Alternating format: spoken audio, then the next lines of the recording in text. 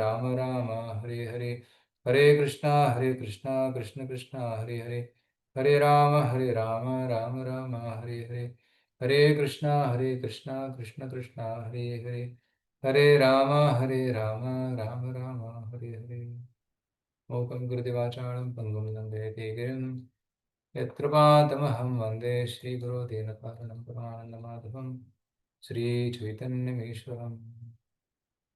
ಹರೇ ಕೃಷ್ಣ. ಹೋದ 2 ವಾರಗಳಲ್ಲಿ ನಾವು ಕರ್ಮದ ಸಿದ್ಧಾಂತದ ಬಗ್ಗೆ ಚರ್ಚೆ ಮಾಡಿದ್ದೇವೆ. ಇವತ್ತು ನಾವು ಒಂದು ಕಥೆಯನ್ನು ಚರ್ಚೆ ಮಾಡೋಣ. ಅದು ಚಿತ್ರಕೇತು ಮಹಾರಾಜರ ಕಥೆ. ಇದು ಶ್ರೀಮದ್ ಭಾಗವತದ 6ನೇ ಸ್ಕಂದದಲ್ಲಿ ಈ ಕಥೆಯ ಉಲ್ಲೇಖ ಇದೆ. ಈ ಕಥೆಯಲ್ಲಿ ಒಬ್ಬ ರಾಜನ ಕಥೆ ಇದೆ. ಇದು ಚಿತ್ರಕೇತು ಅಂತ ಮಹಾರಾಜನಿದ್ದ. ಸಾಕಷ್ಟು ಸಂಪತ್ತು, ಇಡೀ ವಿಶ್ವದ ರಾಜನಾಗಿದ್ದ. ಹಲವಾರು ರಾಣಿಯರು ಕೂಡ ಇದ್ರು. ಸಂಪತ್ತು, ಸಾಮ್ರಾಜ್ಯ, ರಾಣಿಯರು, ಭೌತಿಕ ಸುಖ ಎಲ್ಲವೂ ಅವರ ಹತ್ರ ಇತ್ತು. Very very happy, richest man, ತುಂಬ ಶ್ರೀಮಂತ ವ್ಯಕ್ತಿ ಕೂಡ ಆಗಿದ್ದ. ಆದರೆ ಜೀವನದಲ್ಲಿ ಒಂದು ಕೊರತೆ ಇತ್ತು. ರೈಟ್. ಆ ಒಂದು ಕೊರತೆ ಏನು? ಮಕ್ಕಳಿರಲಿಲ್ಲ. ರೈಟ್. ಎಸ್ಪೆಷಲಿ ಪುತ್ರಹೀನಂ ಗೃಹಂ ಶೂನ್ಯಂ ಅಂತ ಹೇಳ್ತಾರೆ. ಮಕ್ಕಳಿಲ್ಲ ಅಂದರೆ ಮನೆ ಅದು ಶೂನ್ಯ, ಇಟ್ ಝೀರೋ. ಆದ ಕಾರಣ ಅವರು ಮಕ್ಕಳಿಗೋಸ್ಕರ ತುಂಬ ಪ್ರಯತ್ನ ಪಡ್ತಾ ಇದ್ರು. ಎಷ್ಟೇ ಪ್ರಯತ್ನ ಪಟ್ಟರು ಮಕ್ಕಳಾಗಲಿಲ್ಲ. ಸುಮಾರು ರಾಣಿಯರನ್ನ ಮದುವೆ ಆದ, ಸಾವಿರಾರು ರಾಣಿಯರನ್ನ ಮದುವೆ ಆದ, ಆದರೂ ಕೂಡ ಮಕ್ಕಳಾಗಲಿಲ್ಲ. ತುಂಬ ಕೊರಗ್ತಾ ಇದೆ. ನಮ್ಮ ಭೌತಿಕ ಜೀವನ ಕೂಡ ಹಾಗೆ. ನಮ್ಮೆಲ್ಲರ ಜೀವನ ಎಲ್ಲ ಚೆನ್ನಾಗಿ ನಡೀತಾ ಇರುತ್ತೆ, ಆದರೆ ಒಂದು ಕೊರತೆ ಇರುತ್ತೆ. ಎಲ್ಲರ ಜೀವನದಲ್ಲಿ ಏನಾದರೂ ಒಂದು ಕೊರತೆ ಇದ್ದೇ ಇರುತ್ತೆ. ರೈಟ್. ಈ ರೀತಿ ನೋಡಿದ್ರೆ ಯಾರೂ ಸುಖವಾಗಿ ಇಲ್ಲ. ಒಬ್ಬ ವ್ಯಕ್ತಿ ಒಂದು ಸುಂದರವಾದ ಉದ್ಯಾನದಲ್ಲಿ ನಡ್ಕೊಂಡು ಹೋಗ್ತಾ ಇದ್ದ. ಅಲ್ಲೊಳ್ಳೆ ಹುಲ್ಲು ಬೆಳೆದಿತ್ತು, ಗಿಡಗಳಿದ್ವು, ಮತ್ತೆ ಗುಲಾಬಿ ಹೂವಿನ ತೋಟ, ಗಾರ್ಡನ್ ಇತ್ತು. ಹಲವಾರು ಹಣ್ಣುಗಳಿದ್ವು. Very nice. ಕೆಳಗಡೆ ಲಾನ್ ಇತ್ತು, ಹುಲ್ಲಿತ್ತು. ಹುಲ್ಲಿನ ಮೇಲೆ ಆರಾಮ್ ನಡ್ಕೊಂಡು ಹೋಗ್ತಾ ಇದ್ದ. ಬರಿಗಾಲಲ್ಲಿ ನಡ್ಕೊಂಡು ಹೋಗ್ತಾ ಇದ್ದ. ತುಂಬಾ ಒಂದು ಮೃದುವಾದ ಹುಲ್ಲಿನ ಮೇಲೆ ನಡ್ಕೊಂಡು ಹೋಗುವ ಒಂದು ಆನಂದವೇ ಅದ್ಭುತವಾದದ್ದು. ಅದನ್ನು ಅನುಭವಿಸ್ತಾ ಇದ್ದ. ಈ ರೀತಿ ನಡ್ಕೊಂಡು ಹೋಗುವಾಗ ಒಂದು ಮುಳ್ಳು ಕಾಲಿಗೆ ಚುಚ್ಚಿತು. ರೈಟ್. Very beautiful surroundings.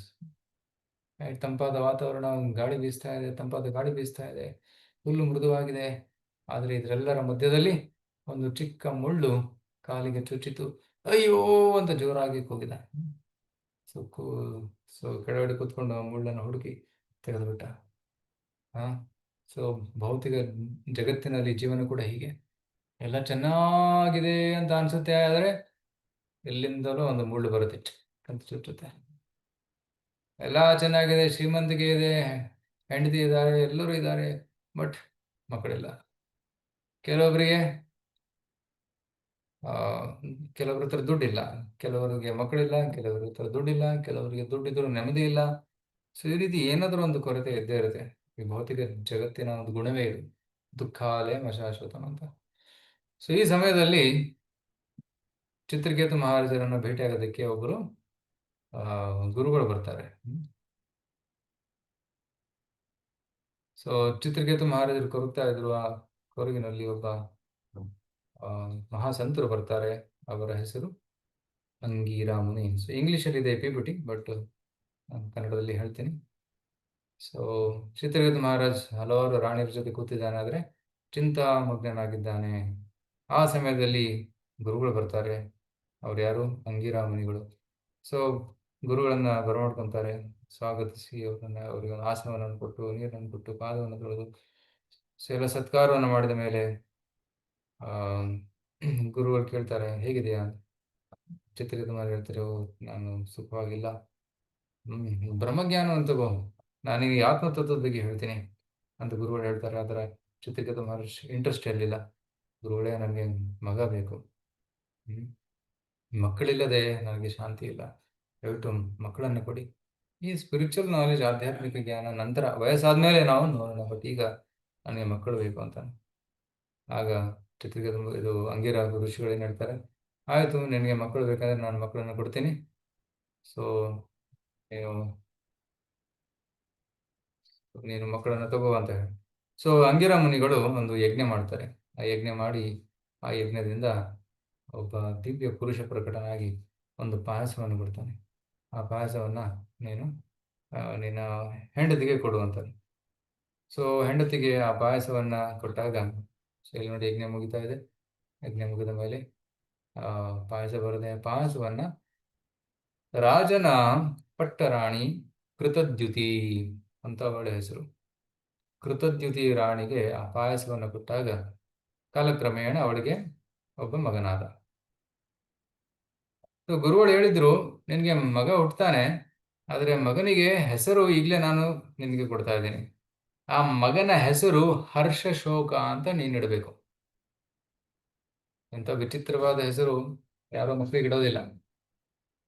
ಸಂತೋಷ ಅಂತ ಹೇಳ್ತಾರೆ, ಹರ್ಷ ಅಂತ ಹೇಳ್ತಾರೆ, ಬಟ್ ಹರ್ಷ ಶೋಕ ಅಂತ ಯಾರು ಇಡೋದಿಲ್ಲ. ರಾಜ ಯೋಚನೆ ಮಾಡ್ತಾನೆ, ಓಕೆ ಗುರುಗಳು ಹೇಳಿದ್ದಾರೆ, ಸೊ ಗುರುಗಳ ಮಾತನ್ನು ಕೇಳ್ತೀನಿ ನಾನು. ಅವರ ಅನುಗ್ರಹದಿಂದ ಮಗು ಹುಟ್ಟುತ್ತಾ ಇದೆ. ಆ ಮಗುವಿನ ಹೆಸರು ಹರ್ಷ ಶುಕ ಅಂತ ಹೇಳ್ತೀನಿ. ಇದರ ಅರ್ಥ ಮೋಸ್ಟ್ಲಿ ಈ ಬಾಲಕ ನಮಗೆ ಸಂತೋಷ ಕೂಡ ಕೊಡ್ತಾನೆ, ಮುಂದೆ ಹೋಗಿ ನಮ್ಮ ಮಾತು ಕೇಳಲಿಕ್ಕಿಲ್ಲ, ಅದಕ್ಕೆ ದುಃಖ ಕೂಡ ಕೊಡ್ತಾನೆ. ಸೊ ಅದಕ್ಕೆ ಹರ್ಷ ಶೋಕ ಅಂತ ಹೆಸರು ಇರಬೇಕು. ಅದಕ್ಕೋಸ್ಕರ ಗುರುಗಳು ಈ ರೀತಿ ರೆಕಮೆಂಡ್ ಮಾಡಿದ್ದಾರೆ ಅಂತ ಅವನು ಒಪ್ಕೊಂತಾನೆ. ಸೊ ಮಗು ಹುಟ್ಟಿದ ಮೇಲೆ ಮಗನಿಗೆ ಹೆಸರು ಕೊಡ್ತಾನೆ ಹರ್ಷ ಶೋಕ ಅಂತ. ಸೊ ಇಲ್ಲಿ ನೋಡಿ, ಮಗು ಹುಟ್ಟಿದೆ, ತೊಟ್ಟಿಲ ಮೇಲೆ ಆಟ ಆಡ್ತಾ ಇದೆ, ರೈಟ್. ತಂದೆ ತಾಯಿಗೆ ಎಷ್ಟು ಸಂತೋಷ. ಸೊ ರಾಜ ಚಿತ್ರಕೇತು ಮತ್ತೆ ರಾಣಿ ಕೃತದ್ಯುತಿ ಇವರಿಬ್ರು ಸಂತೋಷದಲ್ಲಿ ಮೆರೆಯುತ್ತಿದ್ದಾರೆ. ಸೊ ರಾಜ ಕೃತದ್ಯುತಿ ಜೊತೆ ಹೆಚ್ಚು ಸಮಯ ಕಳೆಯೋಕ್ಕೆ ಸ್ಟಾರ್ಟ್ ಮಾಡ್ದ, ಮಗನ ಜೊತೆ ಆಟ ಆಡೋಕ್ಕೆ ಸ್ಟಾರ್ಟ್ ಮಾಡ್ದ. ಸೊ ಇದು ಕಾರಣದಿಂದ ಬೇರೆ ರಾಣಿಯರಿಗೆ ಸಮಯ ಕೊಡೋಕ್ಕಾಗಲಿಲ್ಲ. ಸೊ ಇಲ್ಲಿ ನೋಡಿ, ಬೇರೆ ರಾಣಿಯರೆಲ್ಲ ತುಂಬ ಕೋಪದಲ್ಲಿದ್ದಾರೆ, ರೈಟ್. ಕಣ್ಣಿನಲ್ಲಿ ಸಿಟ್ಟು ನೋಡ್ಬೋದು. ಈ ರಾಣಿಗೆ ಮಗು ಹುಟ್ಟಿತು. ಸೊ ಅವಳಿಗೆ ಮಗು ಹುಟ್ಟಿದ ಕಾರಣ ರಾಜ ಅವಳ ಜೊತೆನೆ ಸಮಯ ಕಳೀತಾ ಇದ್ದಾನೆ, ಸೊ ನಮ್ಮ ಜೊತೆ ಬರ್ತಾ ಇಲ್ಲ. ಸೊ ಕೋಪ. ಇದಕ್ಕೆಲ್ಲ ಕಾರಣ ಈ ಮಗು, ರೈಟ್. ರಾಜ ನಮ್ಮನ್ನು ನೆಗ್ಲೆಕ್ಟ್ ಮಾಡೋದಕ್ಕೆ, ನಿರ್ಲಕ್ಷ್ಯ ಮಾಡೋದಕ್ಕೆ ಕಾರಣ ಏನು? ಈ ಮಗು. ಸೊ ಈ ಮಗುವನ್ನು ಕೊಂದುಬಿಡೋಣ ಅಂತಾರೆ. ಸೊ ನೋಡಿ ದ್ವೇಷ ಹೇಗೆ ಹುಟ್ಟುತ್ತೆ ಅಂತ. ಯಾವಾಗ ಒಬ್ಬ ವ್ಯಕ್ತಿ ತೃಪ್ತಿಗೆ ಅಡೆತಡೆ ಆಗುತ್ತೆ, ಆ ಅಡೆತಡೆ ಆದಾಗ ದ್ವೇಷ ಹುಟ್ಟುತ್ತೆ. ನಾವು ಮಾಡುವ ಪ್ಲಾನು, ನಮ್ಮ ಆಸೆಗಳಿಗೆ ಯಾರಾದರೂ ಅಡೆತಡೆ ಉಂಟು ಮಾಡಿದರೆ ಕೋಪ ಬರುತ್ತೆ, ಸಿಟ್ಟು ಬರುತ್ತೆ, ದ್ವೇಷ ಬರುತ್ತೆ. ಸೊ ಅದಕ್ಕೋಸ್ಕರ ಈ ರಾಣಿಯರೆಲ್ಲರೂ ಒಂದು ಸಂಚು ಮಾಡ್ತಾರೆ, ಕೆಲ್ಲಿಮ್ ಅಂತ. ಸೊ ಇಲ್ಲಿ ಒಂದು ಮುಖ್ಯವಾದ ವಿಷಯ ನಾವು ಏನು ತಿಳ್ಕೊಬೇಕಂದ್ರೆ, ಯಾರು ಲೀಡರ್ ಪೊಸಿಷನಲ್ಲಿ ಇರ್ತಾರೆ, ಅಥವಾ ಮನೆಯ ಏನಂತಾರೆ ಯಜಮಾನರು ಇರ್ತಾರೆ, ಅಥವಾ ಕಂಪನಿಯಲ್ಲಿ ಬಾಸ್ ಇರ್ತಾರೆ, ಸ್ಕೂಲಲ್ಲಿ ಪ್ರಿನ್ಸಿಪಲ್ ಇರ್ತಾರೆ, ಅಥವಾ ಗುರುಗಳಾಗಿರ್ಬೋದು, ಯಾರೇ ಆಗಿರ್ಬೋದು, ಎಲ್ಲರಿಗೂ ಸೂಕ್ತವಾದ ಸಮಯವನ್ನು, ಅಟೆನ್ಷನನ್ನು ಕೊಡಬೇಕು, ಗಮನ ಕೊಡಬೇಕು. ಎಲ್ಲರನ್ನ ಮಾತಾಡಿಸ್ಬೇಕು, ಎಲ್ಲರಿಗೂ ಸೂಕ್ತವಾದ ಸಮಯ ಕೊಡಬೇಕು. ಆಗ ಮಾತ್ರ ಅಲ್ಲಿ ಏನಂತಾರೆ ಒಂದು ಕೋಆಪರೇಷನ್ ಇರ್ತದೆ. ಅಲ್ಲಿ ಎಲ್ಲರೂ ಆನ್ ದ ಸೇಮ್ ಪೇಜ್ ಅಂತ ಇಂಗ್ಲೀಷ್ ಹೇಳ್ತಾರೆ. ಸೊ ಒಂದು ಹೊಂದಾಣಿಕೆ ಇರುತ್ತೆ ಎಲ್ಲರ ಮಧ್ಯೆ. ಆದರೆ ಯಾರನ್ನಾದರೂ ನಿರ್ಲಕ್ಷ್ಯ ಮಾಡಿಬಿಟ್ರೆ ಅಲ್ಲಿ ಅವರಲ್ಲಿ ದ್ವೇಷ ಉಂಟಾಗೋ ಸಾಧ್ಯತೆ ಇರುತ್ತೆ. ಫೇವರಿಟಿಸಮ್ ತೋರಿಸಿದ್ರೆ, ಇವರು ನನ್ನ ಫೇವರೇಟು, ಇವರಿಗೆ ಹೆಚ್ಚು ಒಲವನ್ನು ಕೊಡ್ತೀನಿ, ಇವ್ರಿಗೆ ಹೆಚ್ಚು ಫೆಸಿಲಿಟಿ ಕೊಡ್ತೀನಿ, ಇವ್ರಿಗೆ ಹೆಚ್ಚು ನಾನು ಸಮಯ, ಸ್ಯಾಲರಿ ಅದನ್ನೆಲ್ಲ ಕೊಡ್ತೀನಿ ಅಂತಂದರೆ ಬೇರೆಯವ್ರಿಗೆ ದುಃಖ ಆಗುತ್ತೆ, ದ್ವೇಷ ಉಂಟಾಗುತ್ತೆ ಅವ್ರ ಮನಸ್ಸಲ್ಲಿ. ಅದಕ್ಕೋಸ್ಕರ ಸಮಾನ ದೃಷ್ಟಿಯಿಂದ ಎಲ್ಲರನ್ನ ನೋಡಬೇಕು. ವಿಶೇಷವಾಗಿ ನಾಯಕರು ಸಮಾನ ದೃಷ್ಟಿಯಿಂದ ಎಲ್ಲರನ್ನ ನೋಡಬೇಕಾಗುತ್ತೆ. ಸೊ ಇಲ್ಲಿ ಚಿತ್ರಕೇತು ಮಹಾರಾಜ ನಿರ್ಲಕ್ಷ್ಯ ಮಾಡಿದ ಕಾರಣ ಬೇರೆ ರಾಣಿಯರಿಗೆ ಹೃದಯದಲ್ಲಿ ದ್ವೇಷ ಉಂಟಾಯಿತು ಅಂತ ಹೇಳಲಾಗಿದೆ.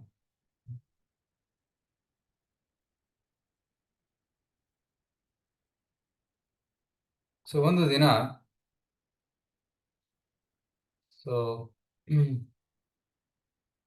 ಒಬ್ಬ ಮೇಡ್ ಸರ್ವೆಂಟ್, ಸೊ ರಾಣಿಯ ದಾಸಿ, ಆ ದಾಸಿ ಮಗುವನ್ನ ನೋಡ್ತಾ ಇದ್ಲು.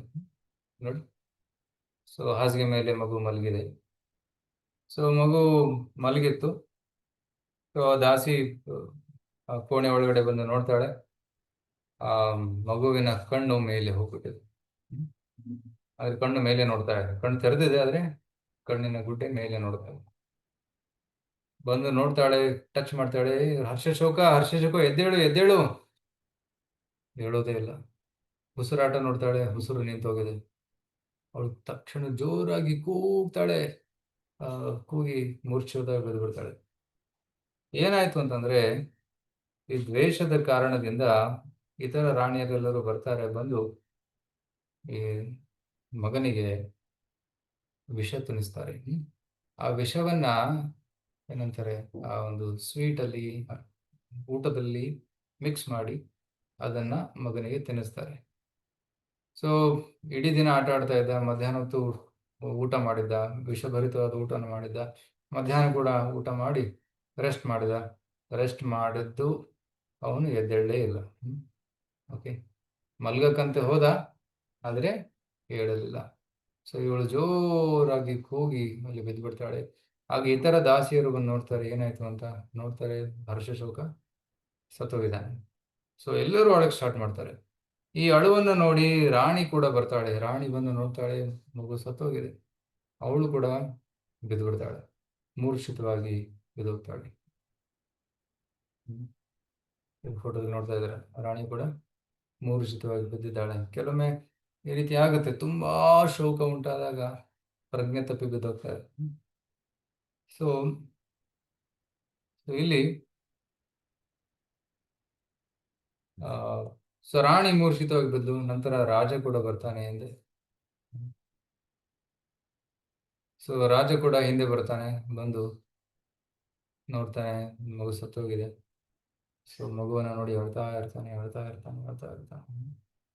ಸೊ ರಾಜ, ರಾಣಿ, ದಾಸಿಯರು ಎಲ್ಲರೂ, ಮಂತ್ರಿಗಳು ಬರ್ತಾರೆ, ಎಲ್ಲರೂ ಒಟ್ಟಿಗೆ ಸೇರಿ ಅಳ್ತಾ ಇದ್ದಾರೆ, ಶೋಕ ಪಡ್ತಾ ಇದ್ದಾರೆ. ಸೊ ಈಗ ಗೊತ್ತಾಯ್ತಾ ಹರ್ಷ ಶೋಕದ ಅರ್ಥ ಏನು ಅಂತ? ಹರ್ಷ ಶೋಕದ ಹೆಸರು ಅರ್ಥ ಯಾರು ಹೇಳ್ಬೋದು ಈಗ ಈ ಕಥೆಗೆ ಅನುಗುಣವಾಗಿ? ಹರ್ಷ ಶೋಕದ ಅರ್ಥ ಅಂದ್ರೆ ಪ್ರಭು ಫಸ್ಟ್ ದುಃಖದಲ್ಲಿ ಇರ್ತಾರೆ ಅವರು, ಅದಕ್ಕೆ ಹರ್ಷ ಉಂಟು ಮಾಡೋದಕ್ಕೋಸ್ಕರ ಮಗು ಹುಟ್ಟುತ್ತೆ, ಅವಾಗ ತುಂಬಾ ಸಂತೋಷವಾಗಿರ್ತಾರೆ. ಸಂತೋಷವಾಗಿದ್ದಾಗ ಈ ಮಿತಿಗೆ ಪಾರವೇ ಇಲ್ಲ ಅಂತ ಇರ್ಬೇಕಾದ್ರೆ ಈ ರಾಣಿ ಬಂದು ಈ ತರ ಮಾಡಿ ಅದಾಗ ಶೋಕನ ಉಂಟು ಮಾಡ್ತಾರೆ. ಅದಕ್ಕೆ ಹರ್ಷ ಶೋಕ, ಫಸ್ಟ್ ಖುಷಿ ಆಮೇಲೆ ದುಃಖ. ಫಸ್ಟ್ ದುಃಖದಲ್ಲಿದ್ರು, ನಂತರ ಸುಖ ಬಂತು, ನಂತರ ಮತ್ತೆ ದುಃಖದಲ್ಲಿ ಬಿದ್ರು. ರೈಟ್.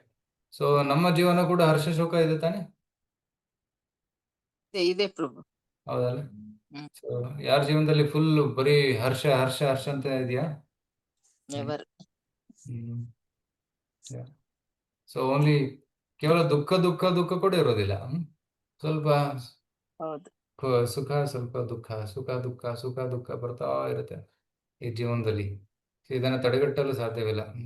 ಸೊ ಕೇವಲ ಸುಖ ಬೇಕು ಅಂದ್ರೆ ಸಿಗೋದಿಲ್ಲ ಇಲ್ಲಿ. ಸೊ ಅದಕ್ಕೆ ಕೃಷ್ಣ ಭಗವದ್ಗೀತೆ ಹೇಳ್ತಾನೆ, ಈ ಸುಖ ಮತ್ತೆ ದುಃಖದಲ್ಲಿ ಸ್ಥಿರವಾಗಿರುವಂತ ಕೃಷ್ಣ ಹೇಳ್ತಾನೆ. ರೈಟ್.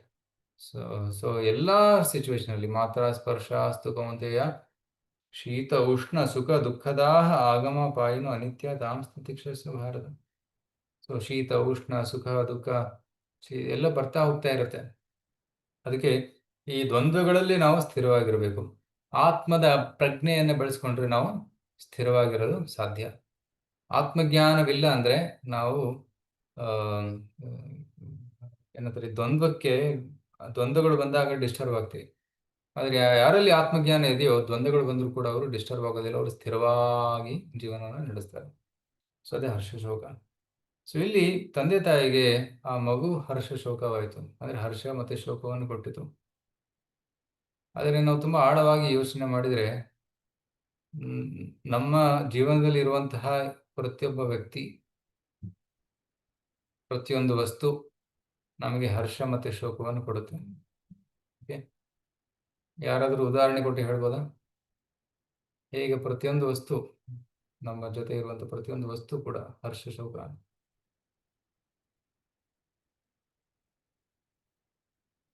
ಯೋಚನೆ ಮಾಡಿ.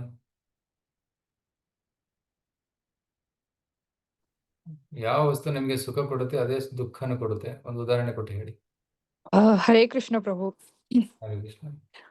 ಇವಾಗಿನ ಜನರೇಷನ್ ಅಲ್ಲಿ ತಗೊಂಡ್ರೆ ಮೊಬೈಲ್ ಫೋನ್ ಹ್ಮ್ ಹೊಸಾದ್ ಬಂದಿರತ್ತೆ, ಖುಷಿಯಿಂದ ತಗೊಂಡ್ಬಿಡ್ತೀವಿ.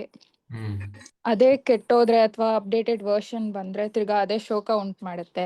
ಅದನ್ನೇ ನಾವು ಕೆಟ್ಟ ರೀತಿಯಲ್ಲಿ ಯೂಸ್ ಮಾಡ್ಕೊಂಡ್ರು ಅದು ಶೋಕನೇ ಉಂಟು ಮಾಡುತ್ತೆ. ಕರೆಕ್ಟ್.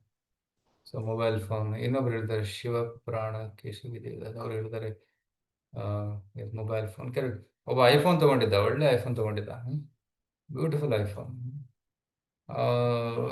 ರಸ್ತೆಯಲ್ಲಿ ನಡ್ಕೊಂಡು ಬರುವಾಗ ಪಾಕೆಟ್ ಇಂದ ಬಿದ್ದು ಹೋಯ್ತು. ಹೇಗೋ ಏನೋ ಸ್ಪೀಡ್ ಬರ್ಗರ್ ಅಂತ ಏನೋ ಒಂದು ಪಾಕೆಟ್ ಇಂದ ಮೇಲೆ ಕೆಳಗಡೆ ಬಿತ್ತು, ಅದರ ಗ್ಲಾಸ್ ಟಕ್ ಅಂತ ಹೊಡಿತು. ಬೈಕ್ ಸ್ಟಾಪ್ ಮಾಡಿ ನೋಡ್ತಾನೆ, ಅಯ್ಯೋ ಕ್ರ್ಯಾಕ್ ಆಗಿಬಿಟ್ಟಿದೆ.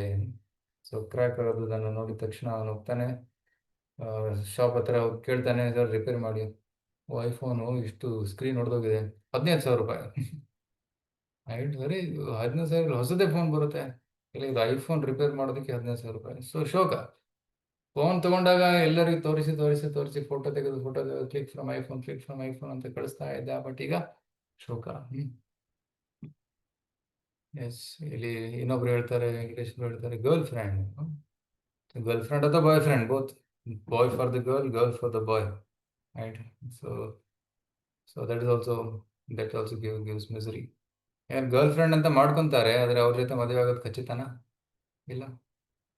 ಸೊ ಯಾಕೆಂದರೆ ಮನೆಯವ್ರದ್ದು ಅನಿಸಿಕೆ, ಎಲ್ಲರದ್ದು ಅನಿಸಿಕೆ ಬೇರೆ ಬೇರೆ ಇರ್ತದೆ. ಸೊ ಕೆಲವೊಮ್ಮೆ ಹುಡುಗ ಒಪ್ಪಿದ್ರು ಮನೆಯವ್ರು ಒಪ್ಪೋದಿಲ್ಲ, ಹುಡುಗಿ ಒಪ್ಪಿದ್ರು ಮನೆಯವ್ರು ಒಪ್ಪೋದಿಲ್ಲ. ಸೊ ಈ ರೀತಿ ತುಂಬ ಕಷ್ಟಗಳಿರ್ತವೆ. ಸೊ ಅದಕ್ಕೆ ಮದುವೆ ಮಾಡ್ಕೊಳ್ಳಿ, ಪರವಾಗಿಲ್ಲ. But girl friend bye friend ಬಿಸ್ನೆಸ್ಗೆ ಹೋಗ್ಬಿಟ್ರೆ ತುಂಬ ಕಷ್ಟ, ವೆರಿ ಡಿಫಿಕಲ್ಟ್. ಬಿಕಾಸ್ ಅದು ಏನಂತಾರೆ, ಅವರು ಸಾಕಷ್ಟು ಆಬ್ಸ್ಟಿಕಲ್ಸ್ ಬರ್ತವೆ, and then they may be separated. Right. And it's so happens that sometimes ಒಬ್ಬ ಗರ್ಲ್ ಫ್ರೆಂಡ್ ಮಾಡ್ಕೊತಾನೆ, ಗರ್ಲ್ ಫ್ರೆಂಡ್ ಮೇಲೆ ಮ್ಯಾರಿ ಅನದರ್ ಬಾಯ್. ರೈಟ್. ಮನೆಯವ್ರು ಇನ್ನೊಬ್ರ ಜೊತೆ ಮದುವೆ ಮಾಡಿಸ್ಬಿಡ್ತಾರೆ, ಇವನಿಗೆ ದುಃಖ ಆಗ್ತದೆ. ರೈಟ್. ಕೆಲವೊಮ್ಮೆ ಸೂಸೈಡ್ ಮಾಡ್ಕೊತಾರೆ ಜನ. So that person which gives happiness also give misery.